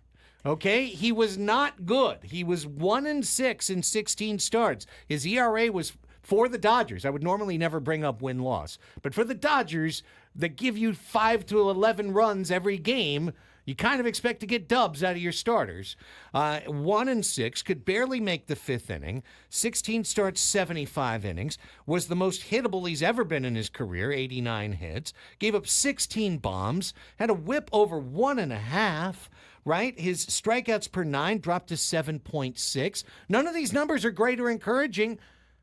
But then we did see in the postseason flashes of the OG Buehler. We saw him give up a 6th spot to the Padres, but they were all unearned.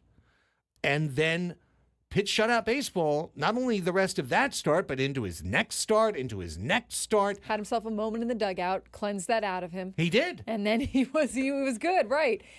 Did not have his best year, but that is also, look, you're coming off your second Tommy John. You think about it the same way that you think about other injuries, right? Like your first full offseason off of the injury can be really beneficial for you, where now you're able to work out the way you used to. You're able to set that routine the way you're used to, and you come back feeling a lot better in that second year post-surgery. So he could be really good. Listen, I'm looking at the I just typed his name in the Google, and these are just, these are just gossipy, like, teams that could land. Like the Mets are interested in him. The Orioles are interested in him. There's several teams that are saying that they would like to maybe have a piece of the Walker Buehler sweepstakes, and so I do think Give like me a share of that. he's gonna be maybe a popular look this offseason. Well, I agree for with the reasons you just mentioned. And I agree with Mike in the chat. I think the type of deal that Walker Buehler is very likely to get is actually and this is why I put the Padres on the list, okay? If there's a bidding market for, I hate saying his name, for that pitcher, Walker Buehler, if there's a bidding market for him, stay out. Stay out of the bidding market. You do not want to overpay, because there is a chance that Walker Buehler never regains the tip of his form, that he had in between Tommy John 1 and 2. There is that chance. But the type of deal he's likely to get is one of those 3-year reverse risk, opt out after the first year, opt out after the second year type contracts.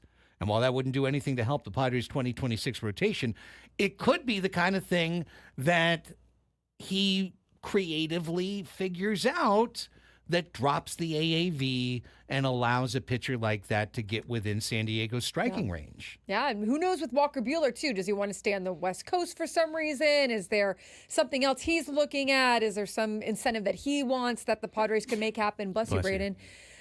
So possible. I mean, I think if you're going to take flyers, he would be one that you would bet on. And honestly, for the right amount. He has every reason to figure out a deal to come back to L.A. Like, that should be Walker Buehler's route. But L.A. didn't offer him a qualifying offer. And right there, I mean, that the Dodgers are analytically driven. We know that beyond anything else. So they've already figured out that 21 is not going to be the market number for Walker Buehler this year. Because if it was, they would have offered it to him, because they would have draconically decided either they're going to sign him or not, but they're going to get that first-round pick either way.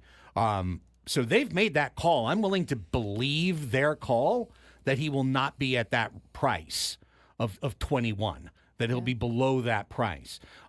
So with that knowledge in hand, I'd be willing, from a San Diego standpoint, to throw the first feeler out there. Like, would you be interested? Would you? Because maybe he's like, just no. Like, if I'm leaving for the East Coast. If I'm leaving for the American League or whatever. But if there's any interest there, then I would wait to see, because the Mets have bigger fish to fry.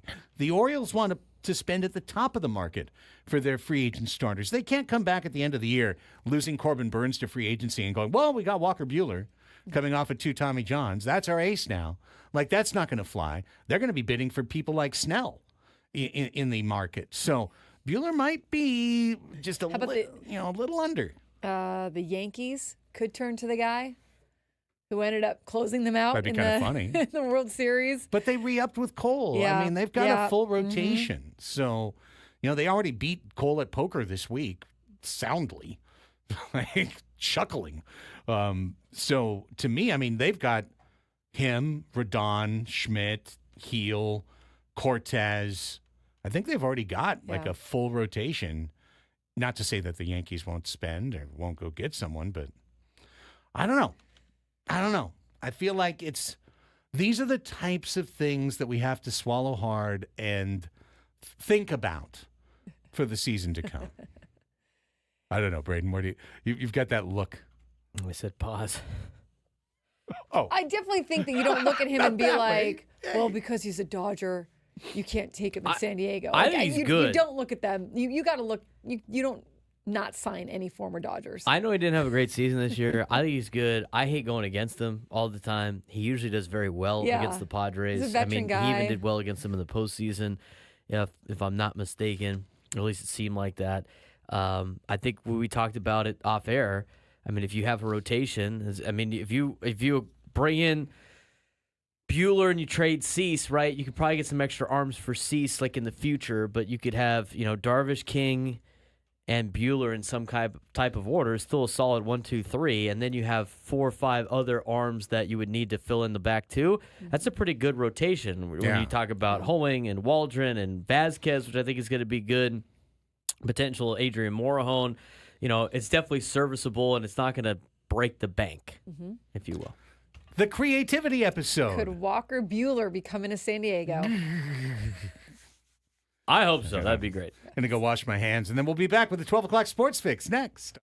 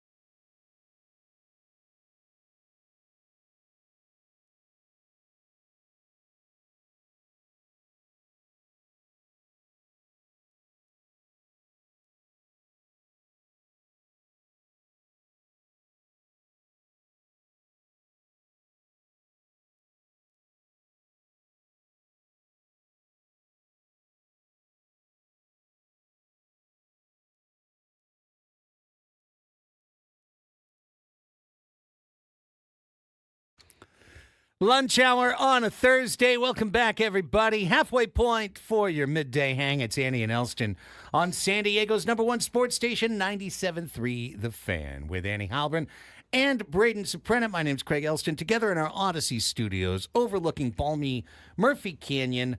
It's November 7th, 2024. Here's all the sports news you need for today.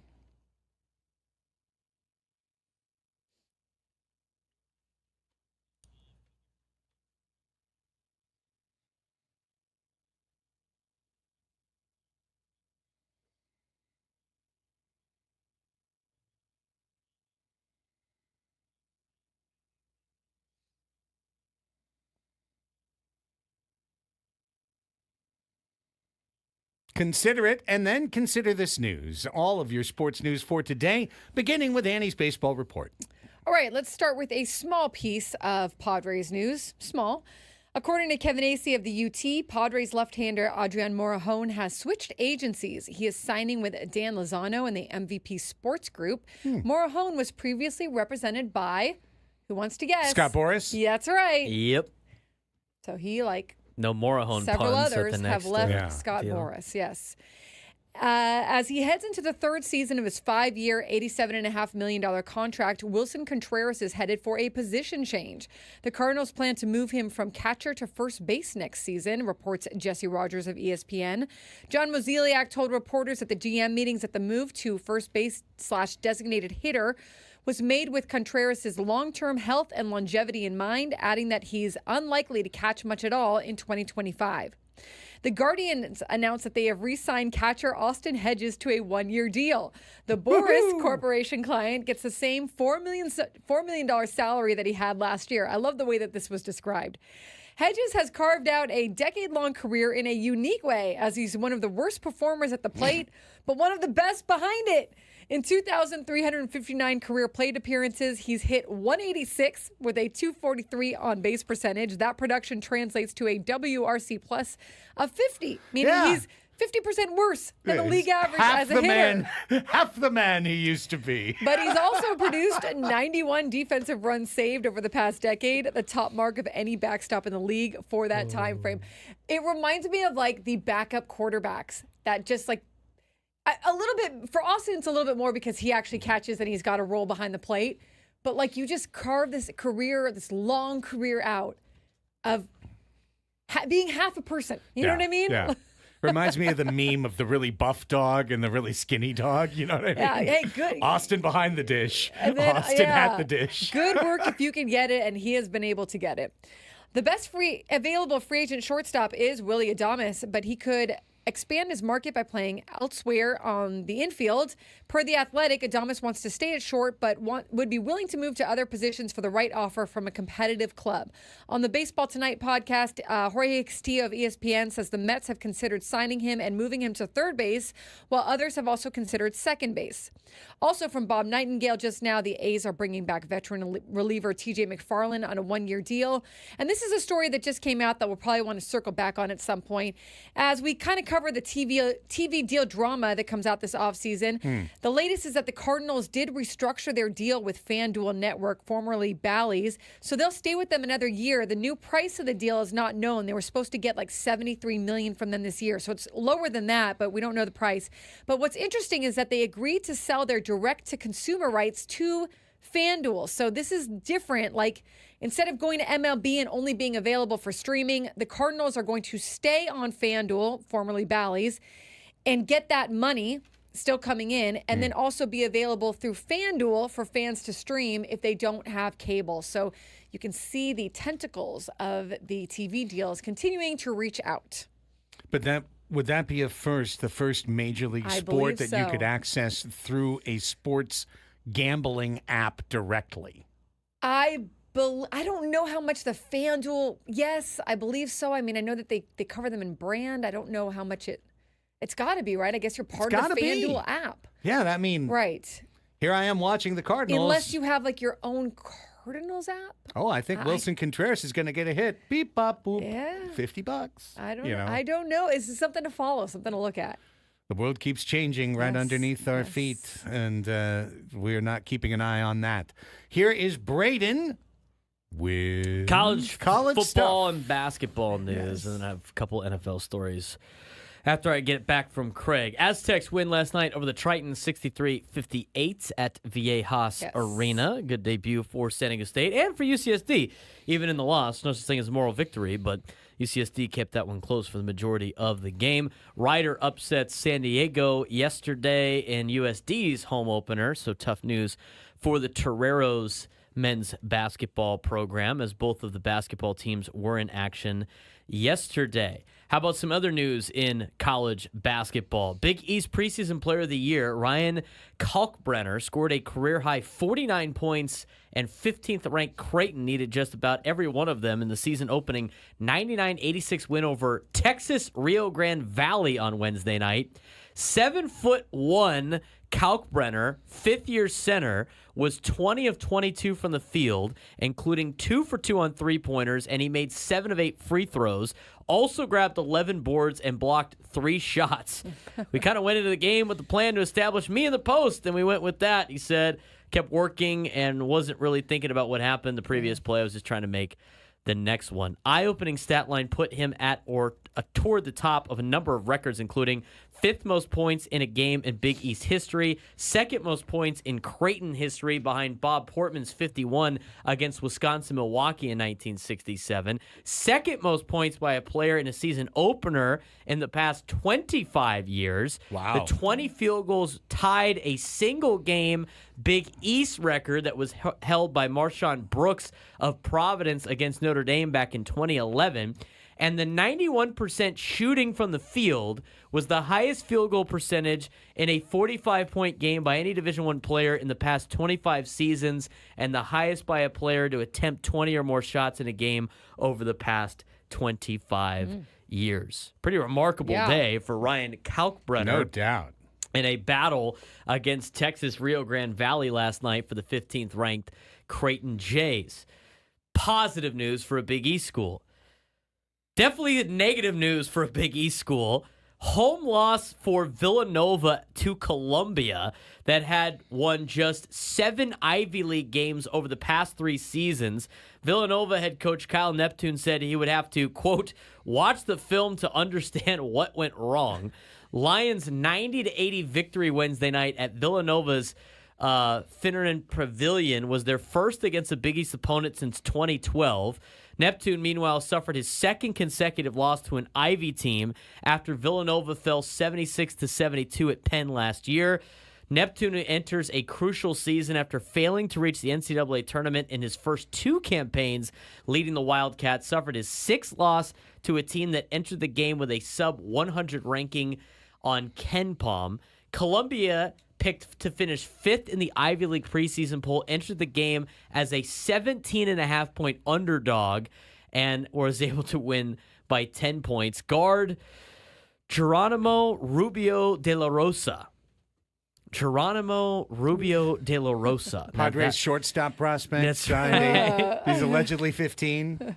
He had a team-high 22 points for the Columbia Lions, who connected on 53% of their field goal attempts and 92% of their free throw tries.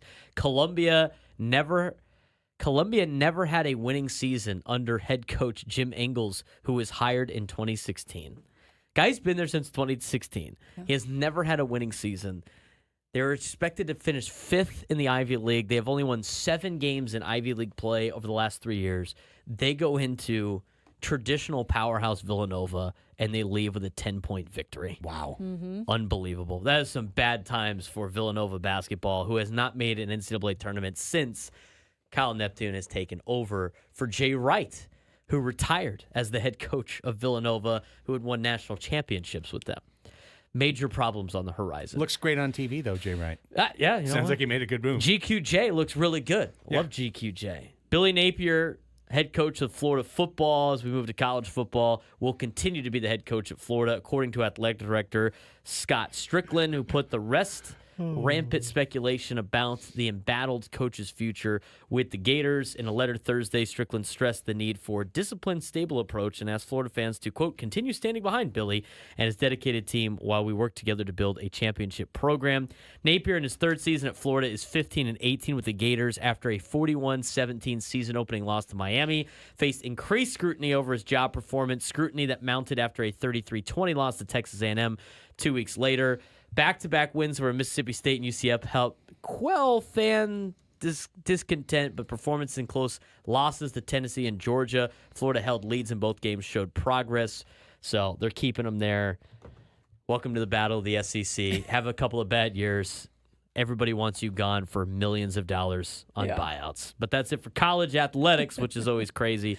Here's Craig with the rest of the sports world before I get back with some NFL news. Always love the beloved vote of confidence, the mid-season, hey, stop being mean to our guy. Let's rally round. Yeah, Rally around the old oak tree. His buyout's very high, and we don't want to just pay him millions upon millions of dollars to leave and then spend it on somebody else. Well, we're going to take a look at the NBA and NHL in this report. Busy night last night in the association. Unfortunately, another busy night for NBA injuries as well. The Philadelphia 76ers, who are already having a season to forget, now might be without star guard Tyrese Maxey for multiple weeks due to a hamstring injury. Maxey left the floor in the third quarter of last night's loss in L.A. to the Clips. Did not return. Clippers won 110-98. That dropped Philadelphia to 1-6 on the year. Big yikes. Yep. Joel Embiid still not playing, still suspended. The Grizzlies' Ja Morant also left his game in the third quarter last night. Ja went leaping for an alley-oop, went flying over the rim and then came down, didn't have the ball, landed hard, limped to the locker room, did not return. He was spotted on an exercise bike in the fourth quarter.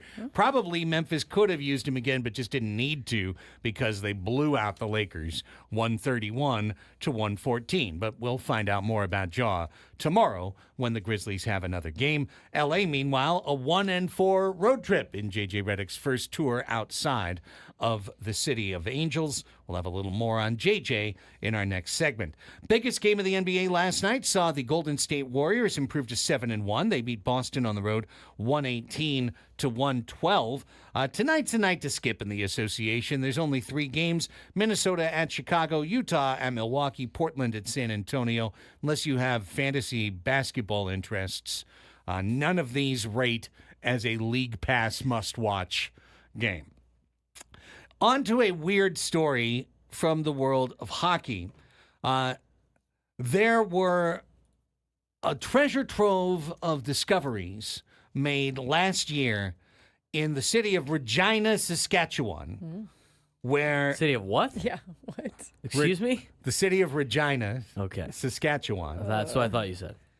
where they Carry on. found... Regina, Saskatchewan. Yeah, where they found cases of 1970, unopened cases, mint condition unopened cases of 1979 O-Pee-Chee hockey cards. Why does that matter? Because this was the year and the case and the box for Wayne Gretzky's rookie card. Wow. That's amazing. So 16 sealed boxes, 48 packs per box, more than 10,000 total cards, the opportunity to get a whole bunch of Wayne Gretzky rookie cards, not just one, but maybe 3 dozen. You have no idea how many Wayne Gretzky rookie cards could be in there. Well, in February, headlines were made. I think we covered it.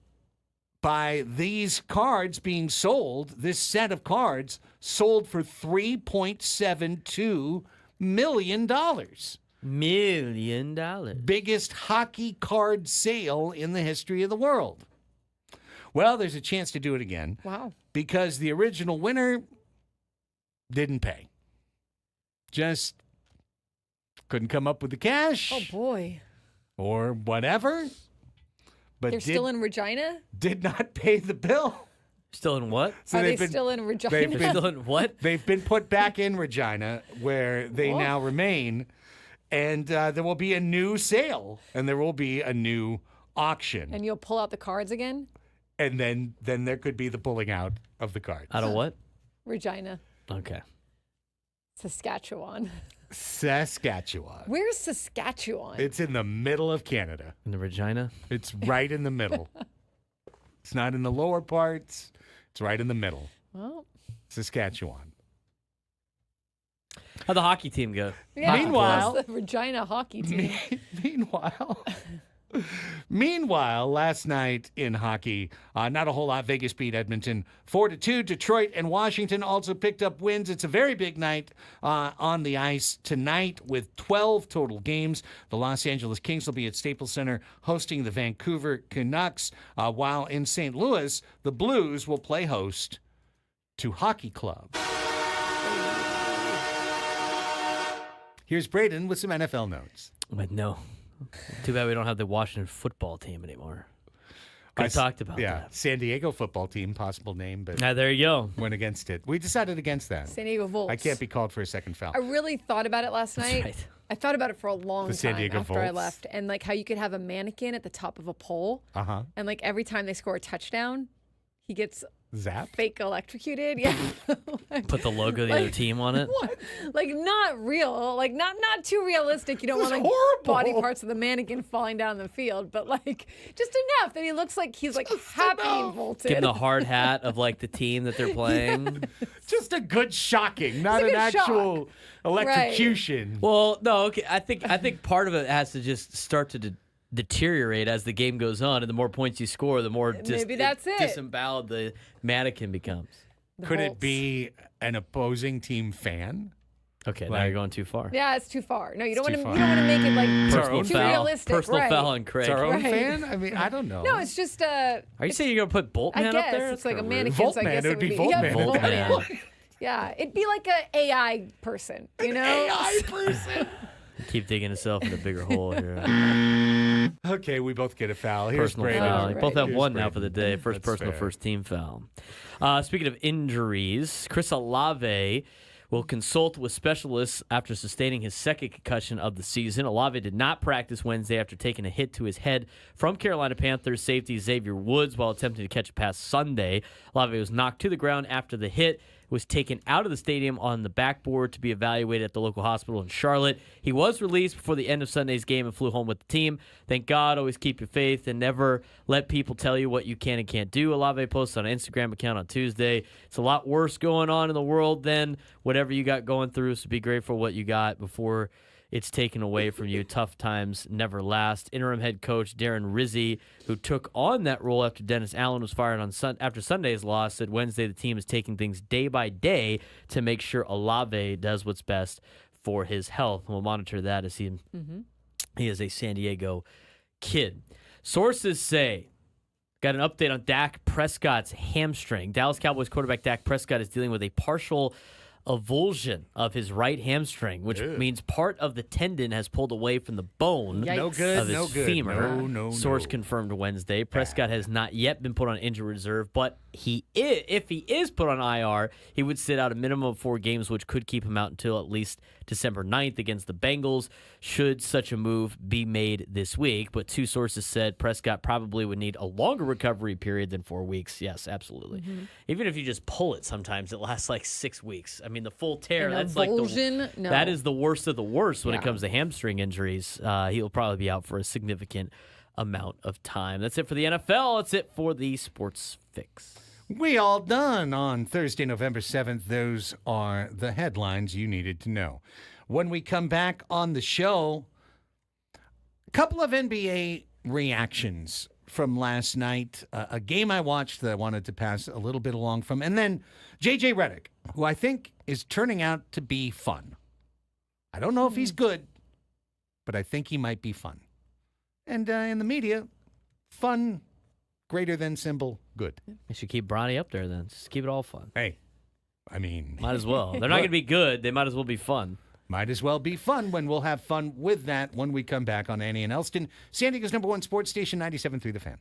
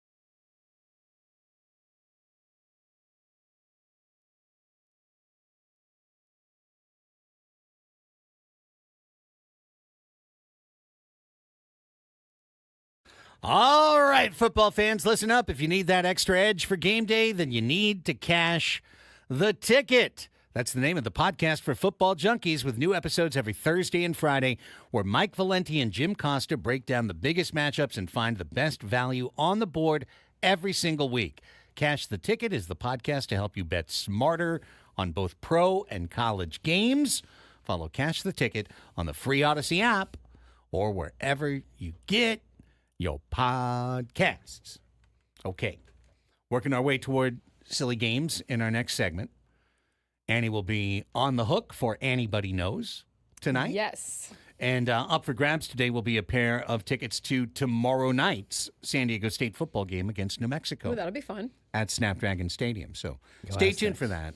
We'll be tossing out the phone number in a few minutes. And as soon as we do, that's your cue to call in. We're going to need 2 people on the line. We're going to need 1 person to play Annie. We're going to need 1 person to just sit there and root for Annie and hope that she wins, because whoever comes out on top gets the tickets for Aztecs Lobos tomorrow at Snapdragon Stadium. Meanwhile, last night was a really good League Pass night in the association. I try and tell you about those nights on the Fix where there's, a dozen games and there's a lot of really exciting games that you want to watch. And, I went for a run last night, had the pad. It was actually a good situation because I had the pad and I could flip-flop on my little gray market thing between the different games. You must have been on a treadmill then. And I was on a treadmill. I was on a treadmill. Yeah, I was pretty Just running at unsafe, the bay. right. Well, he doesn't like doing things at night at 5 o'clock. He's holding it on like a stick, Would that be amazing? Guys at Lake Murray just Just running. running on Yes. my phone. No, that would be dangerous. I didn't do that. I was on a treadmill. And then also at the gym where I was at, they had, because it was on ESPN, the Nice. Warriors Celtics game. You were set. It's one of those, because I hate commercial breaks. That's when you remember you're running and you're tired. Yes, I, yes, I, yes. I like to just Right. keep the action going. So a lot of good games. Celtics losing at home to the Warriors, and we're about to get to the Lakers and to J.J. Redick. I just did want to note something that I had seen in circles, because I had seen, I follow a lot of NBA, listen to podcasts, watch, read the newsletters, etc. And one of the things I had seen in the first month of the season is criticism of the defending world champion Boston Celtics for turning into the most analytically driven 3-point only shooting team basically in the history of basketball. They're shooting more threes than twos for the year. I mean, I remember when I was a student at UC San Diego and Greg Lanthier took over as our D3 coach, and I sat in the office with him and he explained, we're going to take as many threes as we possibly can because the math works. 3 greater than 2. And if you make 10 threes, that's the equivalent of making 15 twos, right? So Just one problem with that, which is you got to make them. they're harder to make, They're right? harder to make, and you got to make them. And that was the rub. I mean, in 1995, The math does math. yeah, in 1995, where no one was practicing 3-point Yeah. shooting at the volume and at the distance that they Yes, do now, now. it was pretty hard to even make a 20-foot shot. Yeah, Adam's right. U.S. International University, USIU, they did that back in the day. Just run and gun. It was considered crazy. Well, it's gotten to the point where now it's not only mainstreamed, but the Celtics maybe really do take it too far. Because Golden State was the preeminent 3-point shooting team throughout the Steph Curry dominant dynastic run of the late 2010s, right? 2022, last time they won. Boston, I watched them so many times, guys. I watched them run a possession where they got 2 offensive rebounds, so 3 full possessions on one side of the court where they would penetrate, kick, and 4 times you'd have a guy at the rim, right there. Boop. Kick it, swing, 3-pointer, missed, long rebound, grab it, drive in. You're right there. Kick it, Do it again. swing. Yeah. 3-point miss, grab it, swing. And it ended with a Jason Tatum 3-pointer in the last second of the third shot clock. And I'm like, okay, and then I kept watching, and it's like, that's every possession for Boston. Every possession is just floated around the perimeter, If you're driving, it is with one intent. It's to kick. Drive, kick, never score at the bucket. Like, they scored the bucket like 1 out of 20 tries. That Peyton Pritchard is shooting from 33 feet straight away all the time. And instead of that being like, get to the bench, jerk, get your team involved, it's like, no, that's cool. Mathematically, that worked. We'll do it again next time. And, if 37% of them go in, we're going to win. And they didn't win this particular game. But I do think we might be getting to a point where if the best team in the league is kind of hard to watch because all they're really doing is camping, swinging, and three-point shooting. It's, I love the attractiveness of the NBA, and long shots are fun. They are intrinsically attractive. But if it's the only thing, it's a little rougher. Might need to balance it out a little bit more here. Balance it a little more. Okay, that brings us to LA because the Lakers are trying to do the same thing. I mean, J.J. Redick, three-point shooter, it's a whole thing. It's how he got all of his millions of dollars, was shooting threes. J.J. started things off, rookie, has never been a head coach, never been a head coach anywhere, never coached high school, never coached college. I think he coached a youth league team for a month. He hosted some podcasts. He was the analyst on NBA on ESPN, and then the Lakers hired him. First 3 games, 3-0. Team's more dynamic. They're shooting more threes. They've seemed to have centered the offense on Anthony Davis. Good job. LeBron, a more secondary but still dominant role. Awesome. 3-0. Oh, maybe he's good. Go on the road. 1-4 road trip. Listen, it happens. It's happened to Phil Jackson. It happened to Pat Riley. It's happened to everybody. 1-4 road trip happens more often than it doesn't, honestly, in the NBA. Hard to win on the road. But now the 4-4 Lakers have seen J.J. Redick walk out of his post-game press conference with a mic drop and a storm off twice in 5 games. Like out of anger? Yeah, a little bit of frustration. Oh. And I'm out of here. So last night, the Lakers lost, as I mentioned in the fix. They lost to Memphis, 131-114. They didn't have Anthony Davis. They didn't have Rui Hachimura. So they were a little bit shorthanded. And I was watching this game. This was part of my League Pass flip around. I was watching this game. LeBron took over. LeBron, second quarter, third quarter, I think he had 16, 18 points in the quarter. He was going down every time, driving, dominating, scoring over John Morant, scoring over Jaren Jackson Jr., scoring over the best players on the Grizzlies, just showing 39, 19-year-old LeBron James, just dominating. No one else on the Lakers really doing anything. Okay. And Memphis is able to coast out and win by 17. Yeah. And after the game, J.J. Redick, by his own words, lit into his team in the locker room, talked about the lack of energy and the lack of focus that the club had, made a very particular point that LeBron, he said, quote, "I think LeBron was fantastic tonight, almost 40 years old, and played the hardest on our team." Says a lot about him, but it also said a lot about the rest of the team. He benched starting point guard D'Angelo Russell early in the third quarter, yelled at him on the sideline, and then he didn't play anymore. After the game, here was one of his quotes from his 7-minute long postgame. It's not like he walked in, did a Belichick, and walked out. 7-minute long postgame presser. He said, quote, "Just level of compete."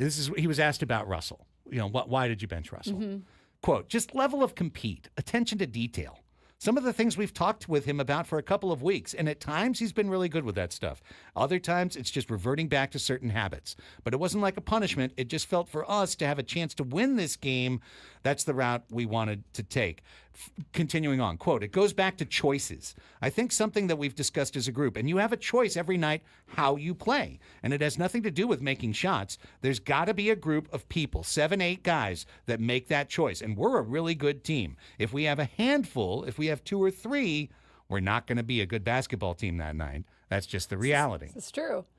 Strong words, though, right? Yeah, oh, yeah. Rookie head coach. I mean, especially early on in the season, and yeah, you want to make sure that you obviously want to keep the locker room or whatever, but also he wants to let them know there's a standard that he wants them to play at. And then JJ was asked, how do you broach this with your team? After already talking about it, he was asked, how do you broach this with your team? And here's what JJ had to say in brief. There's something about his JJ, face. you're talking a lot about sorry. two or three Punchable? guys, getting them to put in the effort. You talked a lot about wanting to play hard and LeBron being the guy that played hard in tonight's game. How do you address that with the team? What's your philosophy for approaching that? I just did. And away he goes. Yeah, I'm not a fan. Also, okay, dude. That's the second time that's happened this road trip. That So he someone ended a asked press him, conference how with. do you address that? And he's saying, I already addressed just it. did, I already talked about it. I already addressed it. Yeah, and as he was walking out of the room, he yelled back, "It's the first thing I said to them." So, in other words, right. he's like, I don't need to go figure out how to say that to these men. I already just did say that to these men. And then I walked in here to talk to you.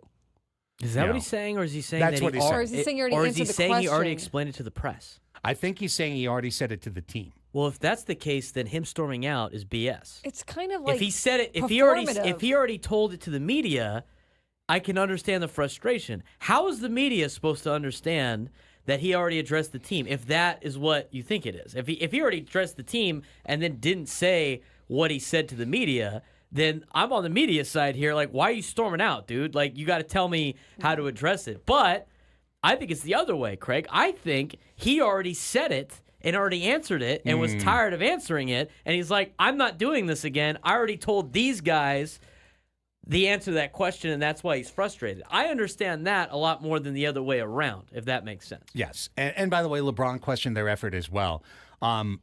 The thing I just kind of felt coming out of this, first of all, I put it as the headline for this in this segment rundown. Like, I think he's going to be a fun follow because he's going to say whatever he wants to say. He's going to give us content. Yeah, he's going to he's going to give us good content. He's going to give us grist for the mill. I feel like Mike Schilt, if he went out to dinner with J.J. Redick for a nice steak and an adult beverage, as Mike was talking Yes. about this morning. Or at Chipotle. I mean, I hope he'd do better than, hey, JJ, He let's go loves have a talk. Chipotle. Let's go to Chipotle.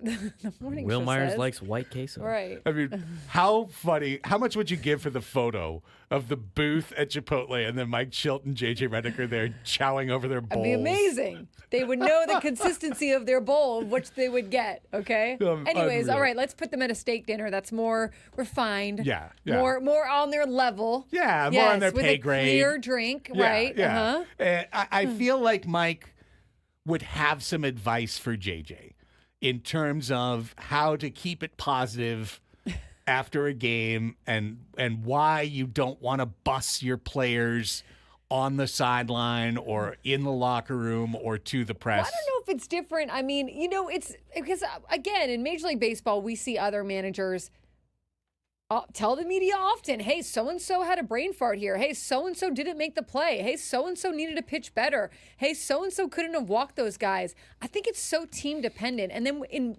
the NBA, I don't know, is there a different kind of are players less or more sensitive in the NBA where this is what JJ Redick is doing is the norm or is it not the norm? I think they are less sensitive in the NBA, but here's, I think, the key differentiator, and it's why I brought up Mike Schilt. This is in no way diminishing Mike. I thought he could be manager or could be manager of the year. Yeah, it could be. In his words of his own, he never played the game. He never came close to playing the game. J.J. Redick has been on the court with LeBron, against LeBron. Like a year or two ago, he was out there. 2 years ago, he was running out there on those courts. So he has the credibility with modern players against whom he's played with and against to talk about things like effort and want to and intensity. Whereas for a Mike Schilt, if he runs in 8 games into the Padres season turns over the post-game spread and yells at Manny Machado for his hustle, or yells, at Jackson Merrill for not reading a sign or something like that. It's a different message being sent from a different messenger. Yeah, I guess I think Mike Schultz could. I don't think him not playing. I feel like the players respect him. We know they respect him despite not playing the game. And it is interesting, right? It's unique. He's the only manager in baseball that has not played at the professional level. I think I just think that doesn't go over well in baseball, because you've got to keep that up the entire year and players tire of it.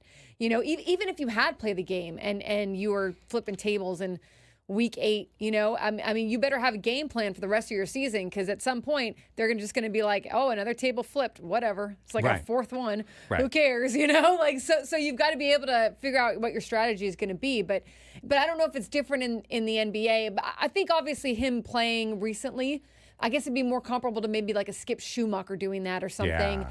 But Yeah. I think Skip would think twice before doing having that kind of approach. Yeah, or a Stephen Vogt, right? Yeah. Somebody who was just in the league. But I think that I feel like even for them, it would be too performative. They'd pull Right. that string at the right time, but it wouldn't be all the time, you Yeah. know? Well, JJ, I think you're going to be fun, but I'm not sure if you're good yet.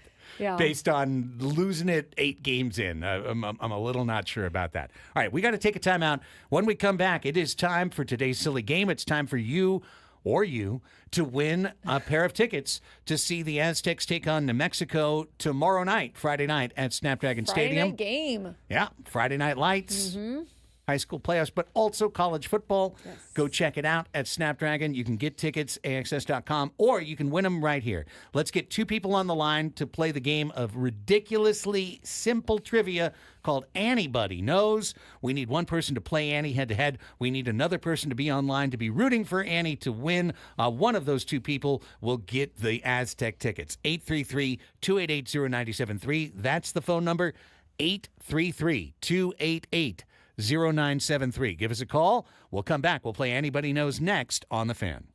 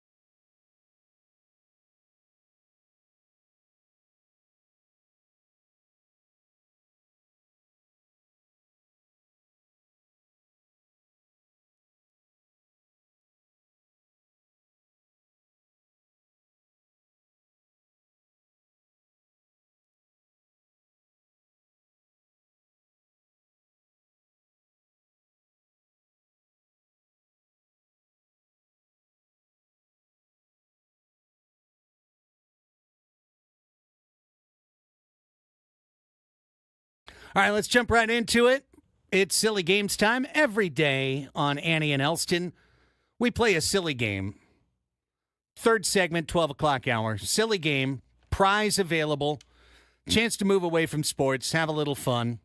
Couple laughs along the way. Today's game, the game of ridiculously easy trivia, known as Anybody Knows. We've got two folks on the line, one of whom is going to take on Annie Halbrin head-to-head, the other who is just going to be rooting for Annie to win. And up for grabs today, a pair of tickets to tomorrow night's San Diego State football game against New Mexico at Snapdragon Stadium. Playing the game today, Spencer in Imperial Beach. Good day, Spencer. How are you? I'm great. How are you? Doing real well, thanks. Thank you for calling in. Tell us a little bit about yourself before we play the game. Long time, lifetime Padre fan. Grew up in IB and in Spring Valley, Nice. and love to play. Love your show. Well, we appreciate you being here, Spencer. The game you are in for today is the game known as Anybody Knows.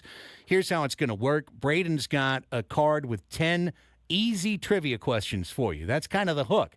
The questions are designed to be simple, sometimes almost deceptively easy. You're going to get the chance to answer all 10 questions, get as many as you can right. Then your score is recorded. Annie will come in, having not heard any of the questions. She'll get read the same ones. If you tie or beat Annie, you're going to go see the Aztecs tomorrow night. However, if Annie wins, Gilbert in Carlsbad is going to go to the Aztecs game instead. Hi, Gilbert. Hello, how are you today? Doing well, man. You've got the easiest job in sports radio game show history. All you have to do is stay online and not hang up. And if Annie All right, wins, sounds great. you win. So, so stay right there. And Well, let's go, Annie. All right. Okay, but first, we're going to say, let's go, Spencer. All right, Spencer, Braden's ready for you. I wish you good luck. I've got the little whiteboard. I'm keeping score. And let's see how you do on Anybody Knows. All right, 1 minute on the clock, Spencer. If you have any qualms about some of these questions or you can't get them, you can say pass. We get back to it. After question number 1 is read, the timer will start. Where would you find this man-made crow's nest? Pass. Winnipeg hockey team and a New York football team. The Jets. Jets. These small insects commonly invade a picnic. Ants. A high fever may cause this kind of mental confusion. Delirium. Delirium is That's what correct. I would have said, too. Good job. What do you call the times of day when traffic is usually the heaviest? Traffic hour at 5 o'clock. Looking for rush hour Looking there. for rush hour. To persuade someone to believe or do something is to what? Can you repeat that? To persuade someone to believe or do something is to blank someone. Pass. To throw small objects in random directions. To throw small objects in random directions. You would blank them. Toss. We're looking for scatter. Scatter. A sweet cookie Scatter. made of shredded coconut.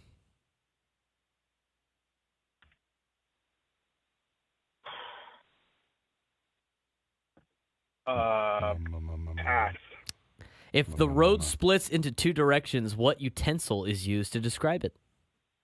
A fork. A fork in the road. All the pipes that move the water and waste to the right places.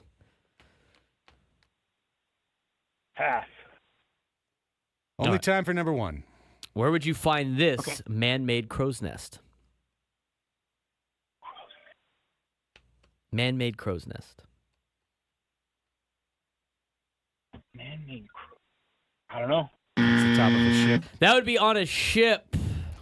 Well, you got 4. Looking really good for Gilbert's potentially right now. The answers we were looking for, all the pipes that moved water and waste, would be plumbing. Looking for a macaroon cookie. Yep. Here comes Annie. Annie, You're taking on Spencer today. Spencer has completed the quiz. Great. His score is logged. You are playing on behalf of Gilbert today. All right. Gilbert is waiting on hold, hoping that you will succeed in the quiz. And I turn it back over to the quizmaster, Braden. Where would you find this man-made crow's nest? Where would you find a man-made crow's nest? Where would you find a man-made crow's nest? Yes. Who makes a crow's nest? Okay, a tree? It's on a ship. It'd be a That's what you ship. call the thing at the top of the ship. The thing at the top of the ship is a called crow's the nest. Oh, I thought it was like a nest for crows. Like, Fair enough. Like, Nobody has ever watched Pirates of the Caribbean, I guess. I have watched Pirates of the Caribbean. That's Not paying the thing attention to that- the crow's but not nest in a Yeah. long time. when they're at the top. That's what Johnny's standing on as the ship sinks and he goes onto the. He's on the crow's nest. Oh, well. There you Winnipeg hockey team Okay. and a New York football team. It's all right. Gilbert didn't get that, or Spencer didn't get that one either. A Winnipeg hockey team and a New York football team. A Winnipeg hockey team And a New York football team. They're called the what? Well, the Jets. The Jets and the, The Giants. Jets. Okay, The the Jets. Jets. So The I went with the Jets. Jets as my Winnipeg first choice. Jets. Okay. These small insects commonly invade a picnic. Oh, well, they invaded my house, too. Ants. Ants. I love this game with Annie. She has to describe other things that her answers do. A high fever may cause this kind of mental confusion. Deliriousness? Delirium. Yeah. Delirium? Is Okay, correct. okay. Correct. What do you call the times of day when traffic is usually the heaviest? Rush Hour. Rush Yes. hour. Also a movie. Yes. Okay. You want to give me the full cast of that Nope, movie too? I Or don't. okay. To persuade someone to believe or do something. To convince. Convince. To throw small objects in random directions. To be mad? To To throw small objects in random directions, like throw them at people? Like to throw. You would be doing what with the objects? You would be blanking. Tossing them? So you'd be scattering them. Scattering? Oh, Both wow. got that A one sweet out. cookie Scatter usually. made of shredded coconut. It's called a what? I know this answer. It starts with a macaroon. Macaroon is Correct. correct. If the road splits into two directions, what utensil is used to describe it? There's a fork in the road. Fork and I in the took it. road. All the That- pipes that okay. move the water and waste to the right places would be considered what? All the pipes that, say it again, all the pipes that move the water to the right places? Yeah. What is that called in your house? Plumbing? Plumbing, Plumbing is is what the it's correct called. answer. And with a score of 8-4, that means Annie wins. And Oh, that no, means Spencer- Gilbert wins. Yeah. Sorry, Congratulations, Spencer. Gilbert. Well done. Good job staying there and not These hanging were up. some crazy questions today. I know. A little bit more difficult. Stay on hold, Gilbert. They're funny, though. Spencer, well tried, buddy. Try again on Call a back future again, silly Spencer. game. But you did not win today. Today it's Annie and Gilbert's day. Go get on your crow's nest. We'll play Fast Money tomorrow. And we'll come back with hour number 4 from the Crow's Nest next.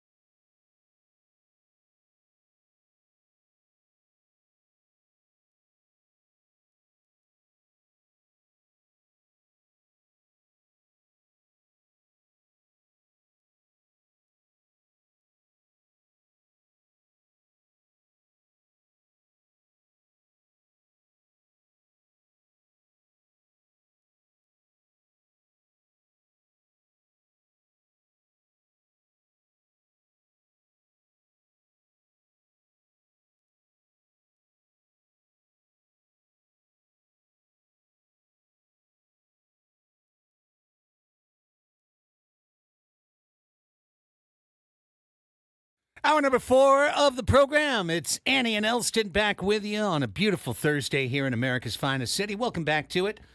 Annie Halbrun, Craig Elsten, Braden Soprenet. We are all together in our Odyssey studios. Boy, that's a good point you just made in the chat, Annie. I could understand why you would miss the crow's nest because luxury yachts don't have crow's nests. I mean, I've never right. heard it referred to on below deck. So, I mean, that's how I keep up to date on my Yes. ship and my yacht boat knowledge. I bet you the yachts have crow's nests. I bet you there's an on-look at the top that they Yeah, there probably is. But they just don't send yes. anybody up Yeah. The Yeah. foremost authority for all things nautical, below deck. Right. Below deck is where I get my nautical knowledge. So, I understand. although now. I did I'm watch sure the Pirates of the Caribbean, I just don't remember. I'm sure on below a great deck the movie. galley My is a mom loves lot it. better than all the other ones. Yeah. Just a little bit. Do we know what the galley is? There's no scurvy there. That's right. And no Well, you got- rats running around, Just hopefully. eat your fruits and vegetables and you'll be all right. Yeah. Enjoy a lime. Put the lime in the coconut. Put Shake the it fries in all the up. bag. That's right. Earlier in the show, if you missed the first couple hours of the show, and you're a Padres fan, this is one I would recommend going back, whether it's on podcast or, dialing back through the YouTube feed, however you want to do it, because we wound up going down a lot of creative routes in terms of where could the Padres creatively reduce their collective bargaining tax number. It was a line. I don't know if it was a throwaway line in Kevin Acey's article, but he said, they have plans. They have plans to be creative and to get under the CBT number, a number that they're currently already a little bit over, Yeah. having done nothing. Just because of the acceleration of deals and whatnot, they're already a little bit over it for 2025. So, as such, we talked about potential spots on the roster where you might have to swallow hard, consider making a trade. Robert Suarez, a player that would gain value on the market. Jake Cronenworth, a player that probably does have value, at least to certain teams on the market, in terms of being a left-handed batting middle infielder plus defender at second base. Dylan Cease, if you tumbled enough dominoes in the right direction that brought enough pitching back to San Diego, could Dylan Cease be a potential guy that the Padres could move? Could they go to Korea to sign Hae-Sung Kim to replace Ha-Sung Kim? Some creative ideas that we bandied about. And this is what the offseason is for, especially since we don't know what kind of budget they're working with, what kind of parameters they're working with, who they might be planning to bring back or extend arbitration years into multi-year deals, perhaps. So, playing around a little bit with some of the creativity that could happen. I think as much as you want to run it back like they had it last year, like you said, they're already up against the CBT number. They're over it. They're already up to $200 million or something around there with contracts that they're already negotiated to or feel like they are, part of their roster already. So they've got to make some choices, especially if the budget isn't going to go up considerably, which it sounds like it's not. And I think that can be a little frustrating, right? Like, hey, why not? But that's kind of the plan right now for a more sustained approach or responsible approach, as they've talked about it over there in Padre land, and we'll see what they end up actually doing. But, some of this, it's like, it sounds good, and I think that you do have to consider it because you do need to look at, can we get multiple pieces back? A la a Juan Soto trade. You're not going to get that kind of bulk back and that kind of performance and that kind of really good talent because they just don't have a Juan Soto type player. But they do have good players that another team could really value, and maybe you get some pieces that help you fill out your roster for years to come. At the same time, it's kind of hard to picture any of those guys leaving. Yeah, it certainly is. And given the number of free agents that the Padres have, guys like Jurickson Profar, Kyle Higashioka, that they've got to at least consider re-signing if they do anything like that. Again, that's adding more average annual value to the Padres' competitive balance tax number. It is taking them further over the threshold, which would require them to be even more creative if they wanted to get back underneath that threshold. There's a $130 million block that you just can't get around if you're the Padres, and that's the total AAV that you're giving to guys like Machado, Tatis, Musgrove, Darvish, Cronenworth, Bogarts. Those 6 guys just kind of aren't going anywhere. All right, the last piece to add to the creativity episode of Annie and Elsten talking about the Padres is the next big thing. And the next big thing is Roki Sasaki. Yes, he's been in the news quite a bit lately. He has. Now, for what? Roki Sasaki's 23 years old. He's been pitching 4 years in Japan. He is not yet of the age where he would be posted by the Chiba Latte Marines, where they could get the kind of deal that you saw Yoshinobu Yamamoto get, or before that, Yu Darvish, or Hideo Nomo, or who was the Red Sox? Daisuke Matsuzaka, right? All those guys were posted. There was a negotiating window. The team would have to pay the Japanese team that posted the player a big amount of money for the right to negotiate the contract with the Japanese player, and then you pay the Japanese player that big contract, and then you get to bring him over. That's how it works. That's how it worked for you in Texas. That's how it worked for Daisuke with Boston, and that's how, of course, it worked with Yamamoto last year and Los Angeles. Sasaki, too young for the posting window based on the international rules. The last guy who decided to skip the process was Shohei Ohtani. And he made $2.3 million. $2.3 million. With the Angels. $2.3 He was million. signed for $2.3 million. Because Shohei knew that he wanted to be a two-way superstar in the United States in the major leagues. He knew that he was going to do what no one else had done since Babe Ruth, basically, and be an everyday star on the mound and at the plate. And so he voluntarily forewent 2 years of playing in Japan, and who knows how many millions of dollars that he would have gotten through the posting process. Yeah, and by comparison, just as a comparison, Yoshinobu Yamamoto waited until after his 25th birthday to go through the posting process, and he landed a $325 million deal with the Dodgers. So it's kind of,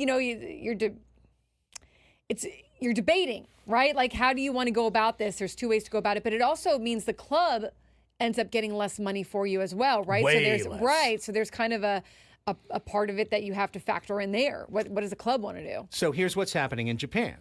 Last year, Roki Sasaki was the last player basically to sign. Like, he turned down offers, and there was stiff arming and negotiation, and then eventually Sasaki came over the line and signed with the Chiba Latte Marines. Chiba Latte tried to get him to sign. He rejected the deal. He is still unsigned, and there's a period of about a week to 10 days, somewhere around a fortnight or less, that this decision has to be made, where either Chiba Latte posts him, understanding that they're not going to get paid. They're not going to get paid, because if Sasaki is exposed this year, he would be exposed to the international signing period. Just the same thing where the Padres signed Ethan Salas, where the Padres signed Leo DeVries, that international pool that each team has, which is less than $10 million. Last year, the Padres for DeVries gave him a little over $4 million, if I remember right. Salas got $6 million.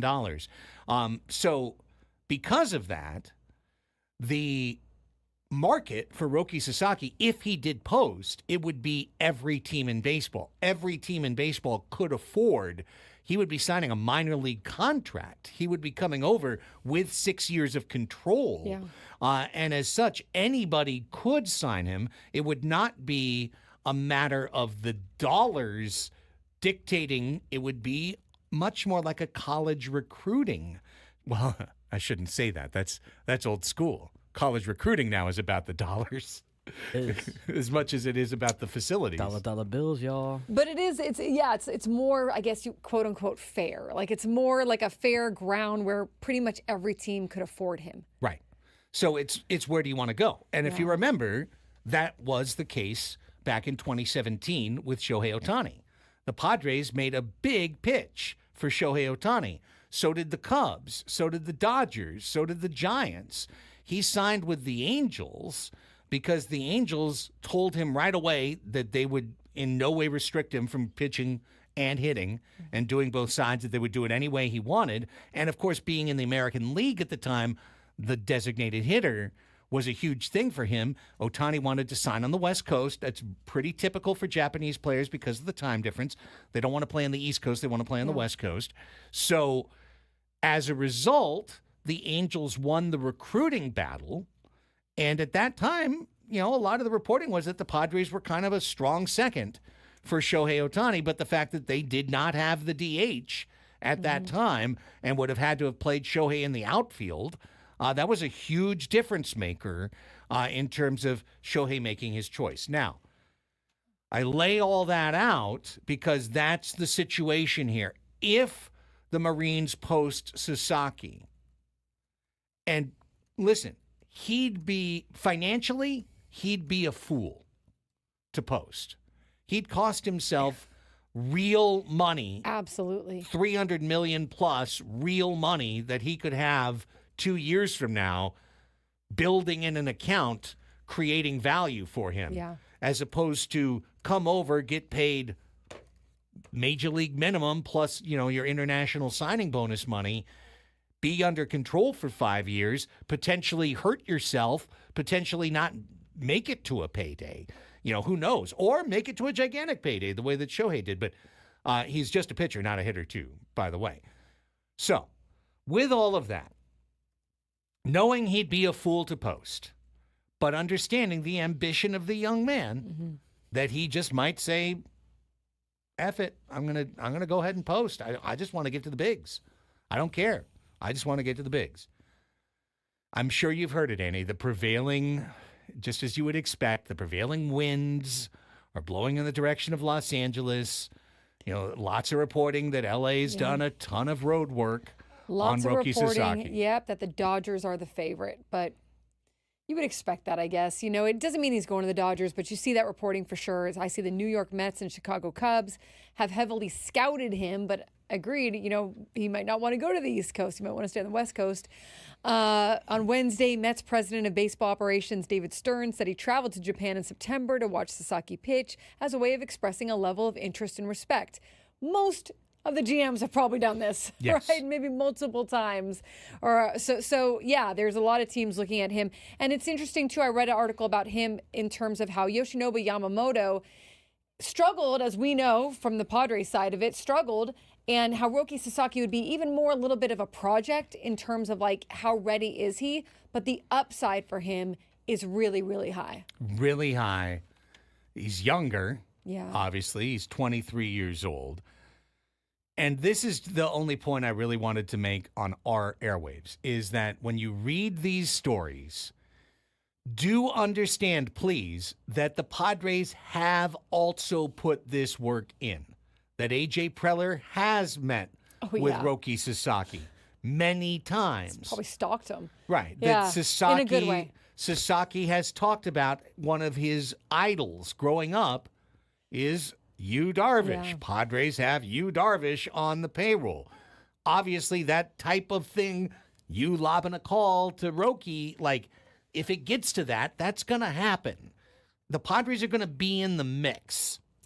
And a lot of articles have the Padres in the, national writers. I mean, people that are kind of asking around. And again, this is all very much like hearsay of, pretty much everyone's interested. So most teams will be probably linked to them. But the Padres have been a front runner along with the Dodgers and then some of the East Coast clubs as well. But there's in a lot of the articles that I read, they link the Padres to a possible landing spot. And LA would have intrinsic advantages, even though they can't just outspend the Padres for Roki Sasaki. That was going to be my thing. If you're Roki Sasaki and you're signing, you're posting now, you're coming now, and you're taking a lesser salary, you're looking at your second contract. How much, and yes, you would be able to then be taken by any team, but might be easier with the team that you're already with if they value you to go ahead and extend you or sign you or do something to make you, woo you to stay. But that would be something I think he would maybe be considering. Although I guess, if you're him also, you could look at it and be like, well, I'll pitch so well that everyone will be interested in me again. I don't know. Well, I think that would be. Yeah, he's betting on himself to get You have to have the money, gigantic, I guess. Yeah, Right. to get a gigantic deal down the road. I'm looking at it more from a psychological standpoint. Because on one side, there's an intrinsic advantage LA has trying to recruit a Sasaki, which is, look, there's Shohei. There's Yamo. Yeah. You're there with them. There's a World Series champion. You'll be in a rotation with them. Right. This is Japan's team. You're going to be on Japan's team, the LA Dodgers. It's not Samurai Japan anymore. It's Samurai LA. And we're going to build this, and you're going to have that opportunity. And by the way, here's all of the professional marketing deals that we have with all of these Japanese corporations. That are already set up. Here are all the ads that you could do with Shohei. You could be kind of taxiing in the wake of Shohei, and Could be on that Adidas ad, maybe. yeah, if they the sign you. New Oh, Balance. Sorry, New Balance. Sorry. New Balance. We got now. Woo! You could be New Balance next. All of those are intrinsic, built-in marketing opportunity advantages for Sasaki if he wanted to go to L.A. My question would be, from an ego standpoint, what does Roki Sasaki want to be? Does he want to be the third Japanese pitcher in the LA rotation, constantly being compared to Yamamoto, constantly being compared to Ohtani? Are you as good? Are you better? Are you not as good? Are you disappointing by comparison? Where are you in comparison? Do you want all that? Or do you want to strike out and kind of be your own guy and blaze your own path and not be Samurai LA? Show that you can beat those guys.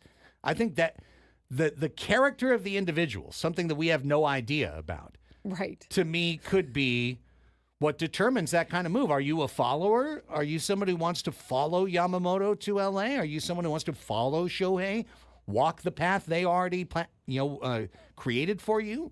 Or do you want to create your own path I want to be the best Japanese pitcher in the major leagues, and I don't need to be riding coattail on Ohtani and Yamo. I want to do it on my own. I'll go with my mentor who's soon to retire, Yu Darvish. He'll show me the ropes, and I'll get things done in San Diego. Are we wish casting? Is this fan fiction? I don't know. But I do think the character of the individual is going to matter.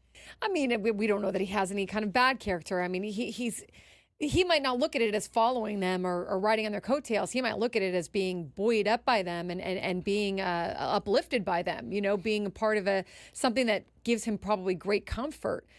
The thing might be, now I would look at Yu Darvish and say, if depending on his relationship with Yu Darvish, you might look at Yu Darvish because a little bit older, right? Been in the league longer, more of almost like a older brother, a father figure type.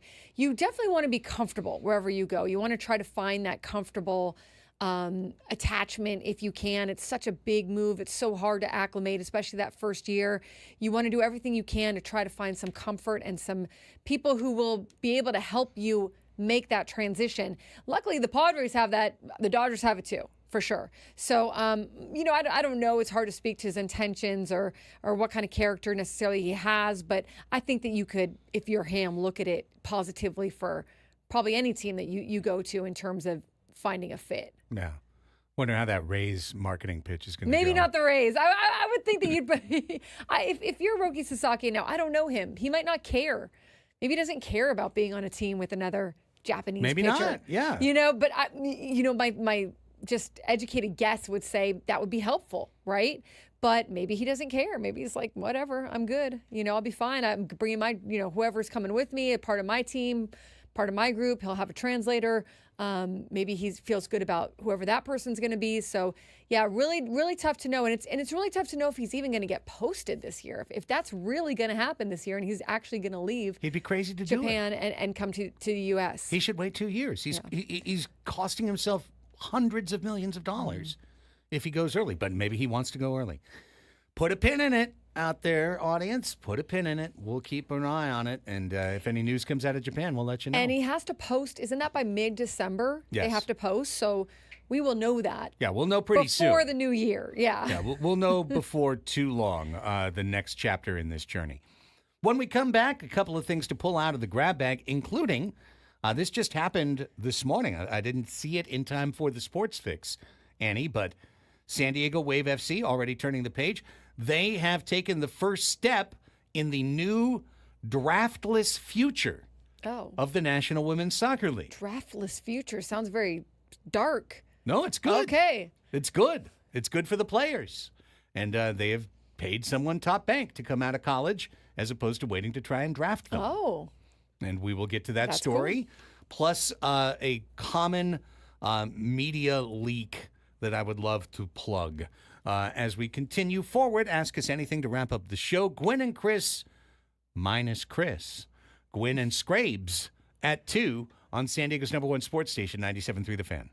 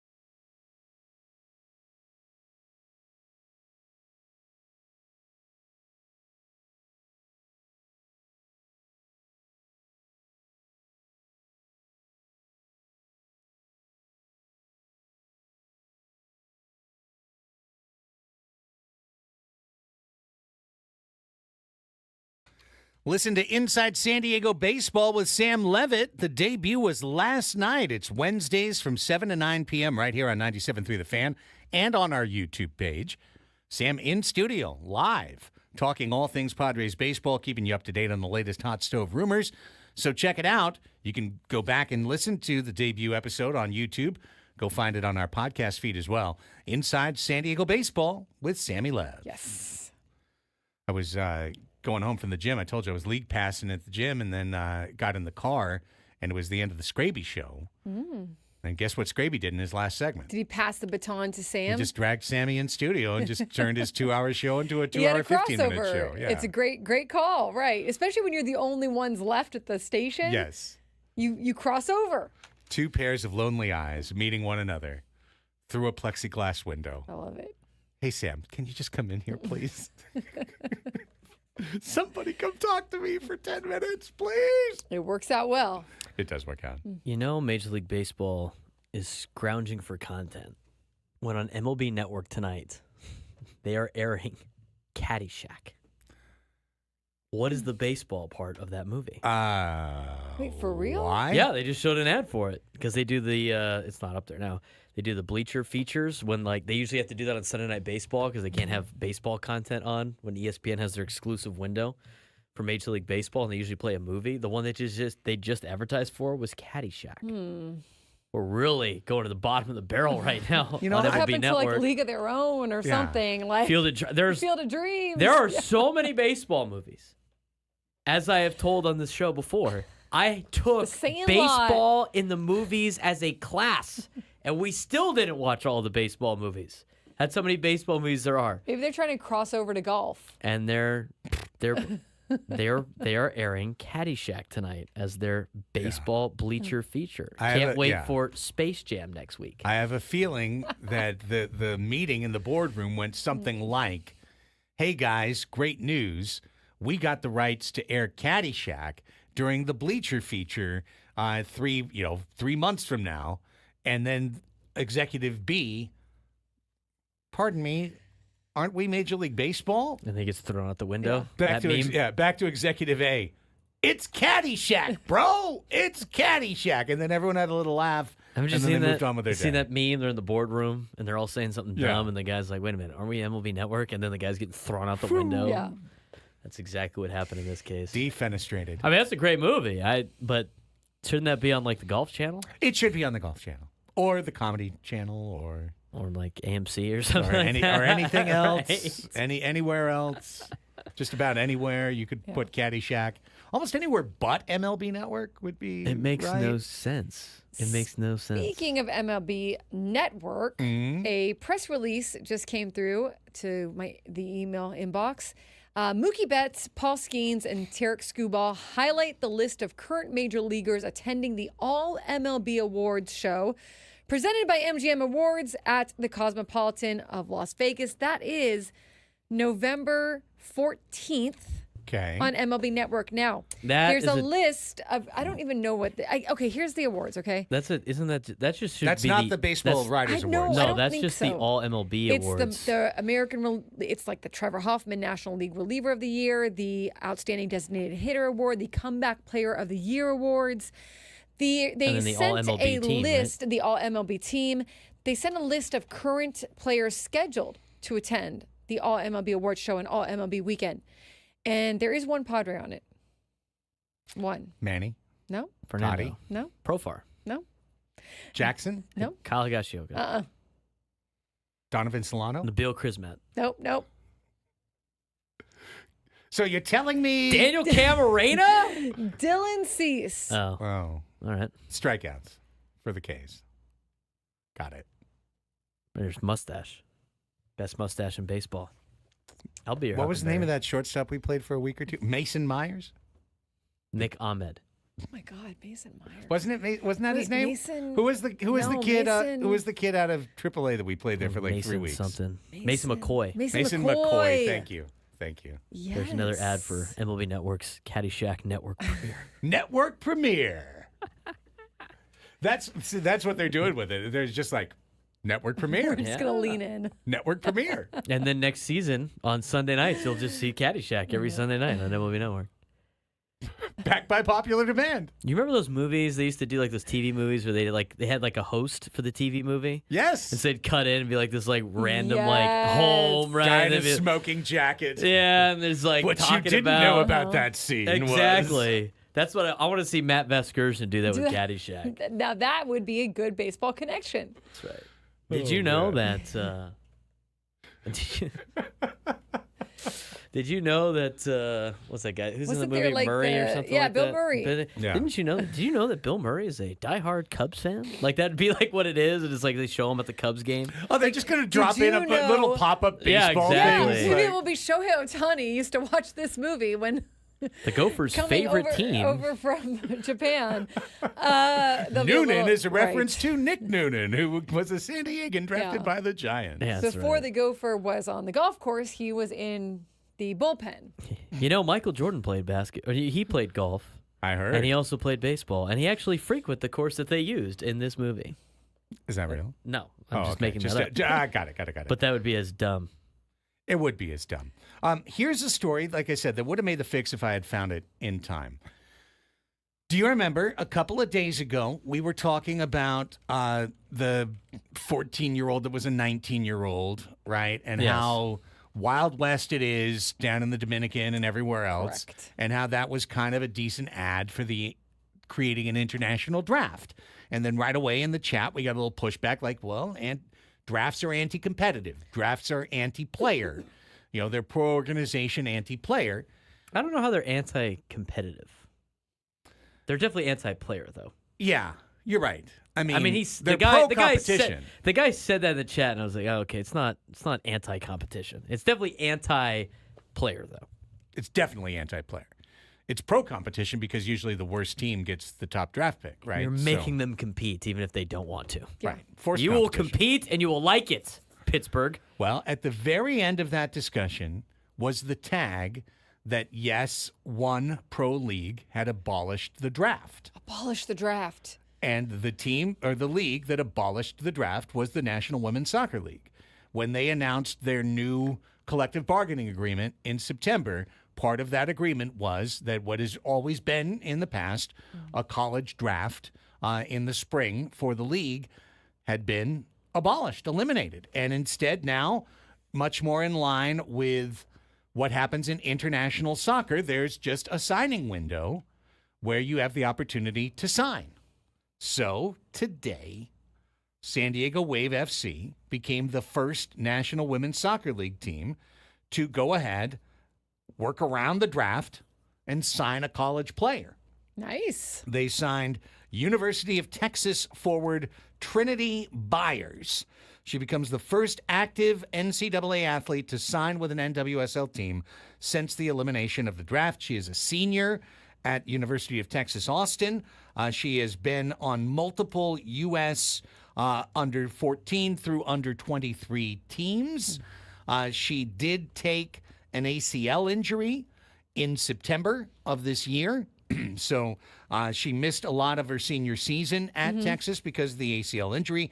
But the Wave like what they see. She's a striker. She's a scorer. She's young, athletic. She'll probably be ready and done rehabbing sometime around April, May. So she's probably kind of a mid-season add to the roster next year. But here it is. This is change in motion, and the Wave are the first team in front. Nice. Setting the standard.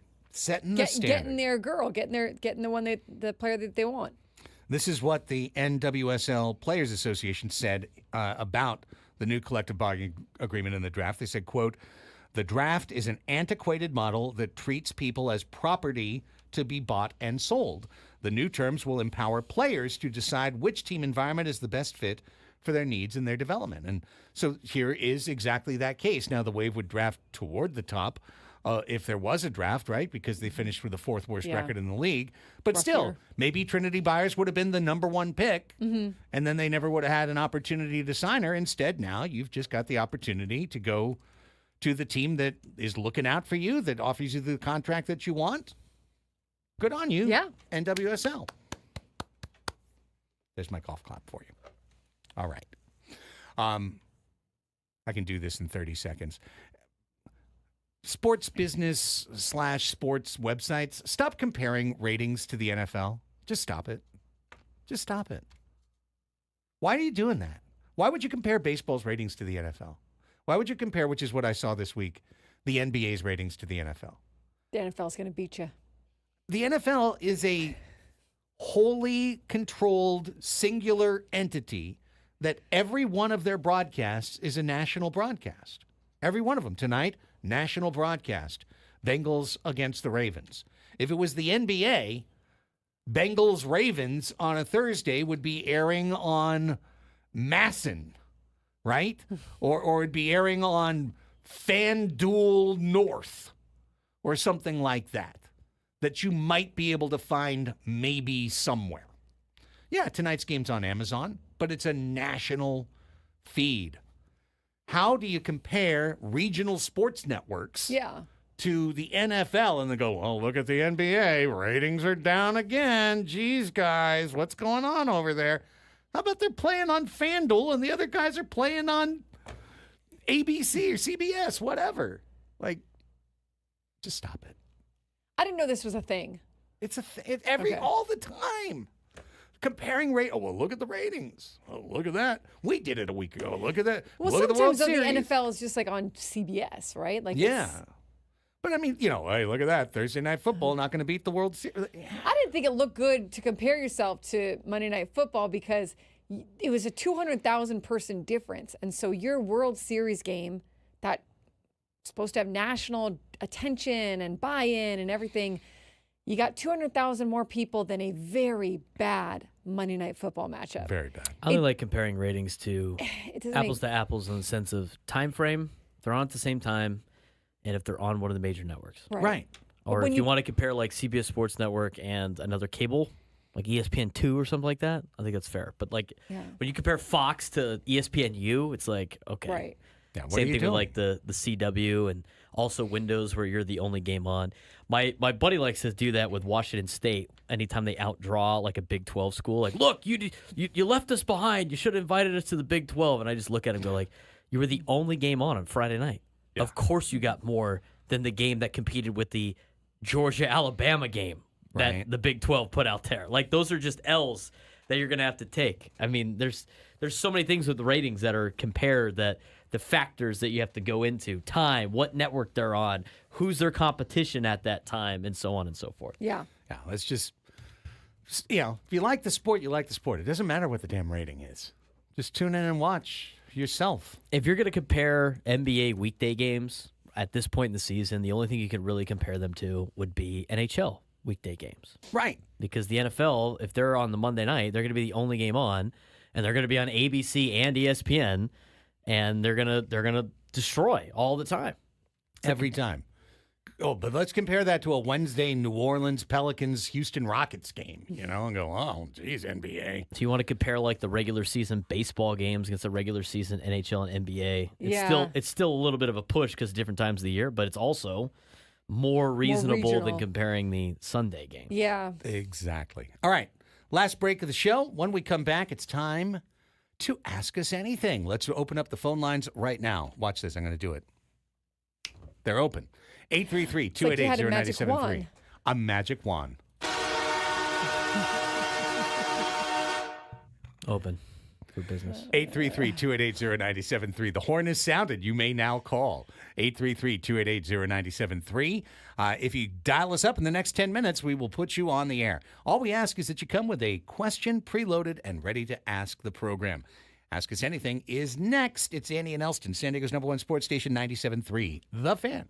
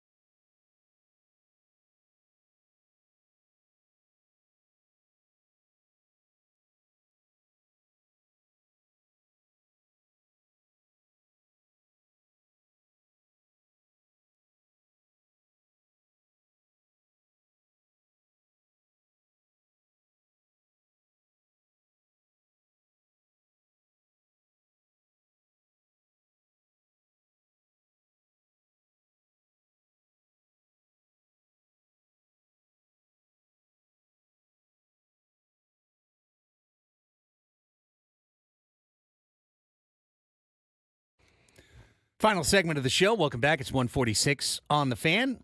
Annie and Elsten here with you. Gwen and Chris checking in after us. Chris Ello off today, so Tony Gwynn Jr., Matt Scraby. They will roll till 4:30. Thursday Night Football tonight.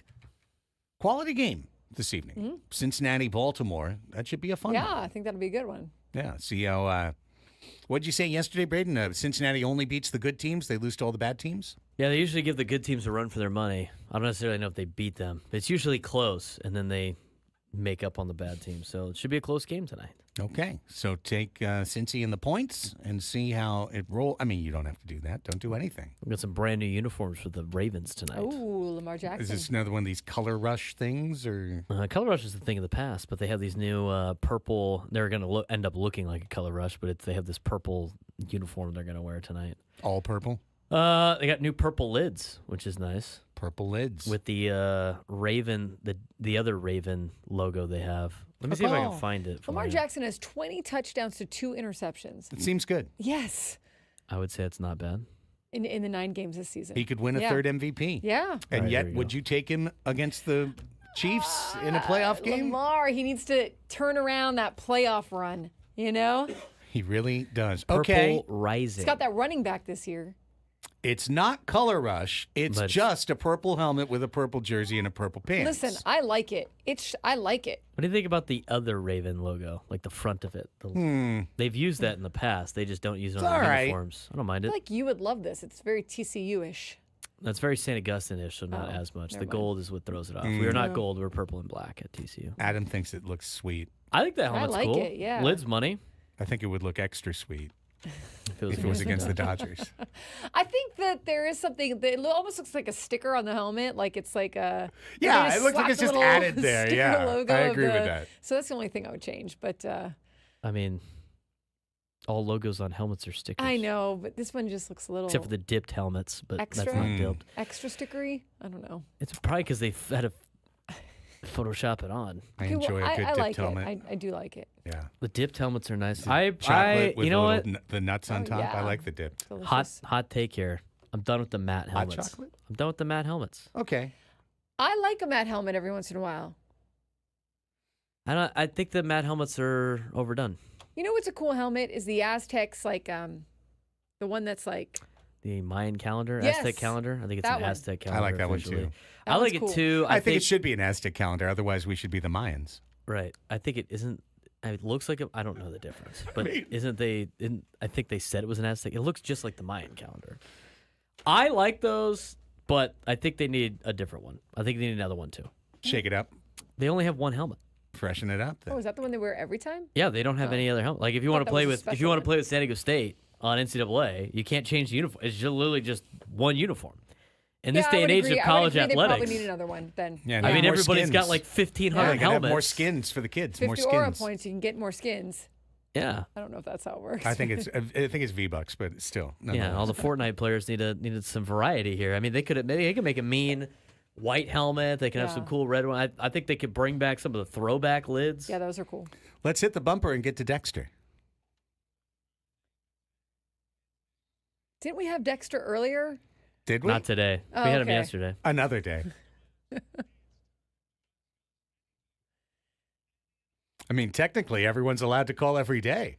No, I thought we had Dexter for the game. No, we had Gilbert Gilbert. and Spencer. Never mind. Sorry, Dexter. Wow. It's okay. Yeah. She just thinks you're one of the other guys, man. Got it. Just not one of those dudes. 833-288-0973 is our phone number, 833-288-0973. We know you're unique, Dexter. Here's Yeah, Dexter. Dexter. What's up, Dexter? stand You're out. one of a Personal foul on Annie. Her second personal. You're one of a kind, one of a Dexter. kind. What's going on, brother? I was on Monday. There you go. Hey, you That's- can call that- every that's day. why. For some reason, I just thought you But- played the game, but you're the Dexter. Yeah. So, You know. Yeah. Well, so Sound like every other caller, I guess, Dexter. Yeah.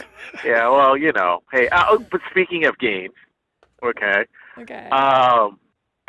If you had the opportunity to be a contestant on a game show, past or present, what would it be? For me, it would be Deal or No Deal. Okay. oh, I All like right. Deal or No Deal. You could go on Donda. You could go on Deal or No Deal Island. That's still a thing. You can Yeah. go play the game at like your well, I guess they don't have arcades. Like now. Survivor Dave and meets Dealer No Buster's Deal. has it. You want to practice at Dave and Buster's, They Dexter? do?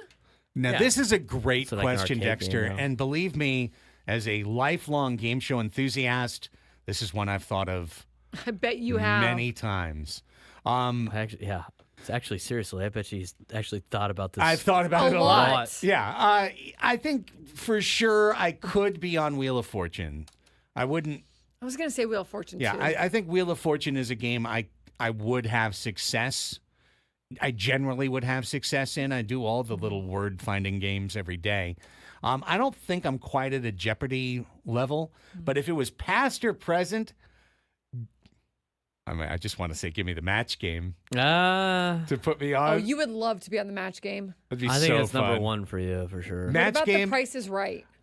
Price is Right would be fine. I'd love to be on the Price is Right. That's one of those ones you could do. Craig needs like 5 more years before he's Yeah, eligible for yeah. that show. Yeah, $100,000 pyramid is the other one. I always loved the pyramid.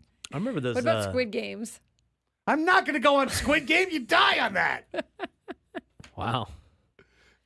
Just dead. No, You're they're actually dead. doing one. I know, for Netflix, I I know, think. Dexter, but she just But said you Squid don't Game. She die. didn't say Squid Game the game. She said Squid Game. It's Squid- one where you die. Squid Game, the board game you take home and you kill your neighbors. It comes with Dexter, I'm going to a go set on of steak knives. Dancing with right. the Stars. Does that count as a... Sure. I would Okay, say Dancing so. with Yes. the Stars. I would do Wheel of Fortune, though, Yes. too. Okay. I would go on, when I was a kid, I used to like, Nick Gas was a channel, and they had all of the Nickelodeon game The shows. Oh, slime. yeah. And so I would go Yeah. on like Legends of the Hidden Temple. Oh, There you yeah. go. Would be pretty good. Yeah. That'd be a pretty fun one. I mean, I remember when I was a kid, I used to love those like game shows. They had like Figure It Out, Yeah. Yeah. which was a super Yeah, fun yeah, yeah. game as a kid watching that on Nickelodeon. Oh man, I got to pull up the list of like Nick Gas shows because there's probably a bunch of there I'd love to be on. That was a could see you on good Charles question, Braden. Dexter. Good job, man.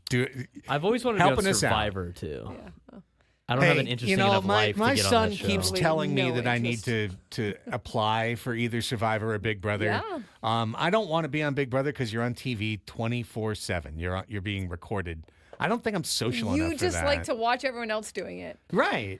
I've known a couple Survivor- people get like finalists for Survivor and just miss out. Survivor, I feel like I feel like I'm a good enough storyteller that I might be able to get on the show. You'd have to And then find, I'd yeah. be just ejected on the first vote. Like just pew. Send out the 50-year-old. Get rid of him.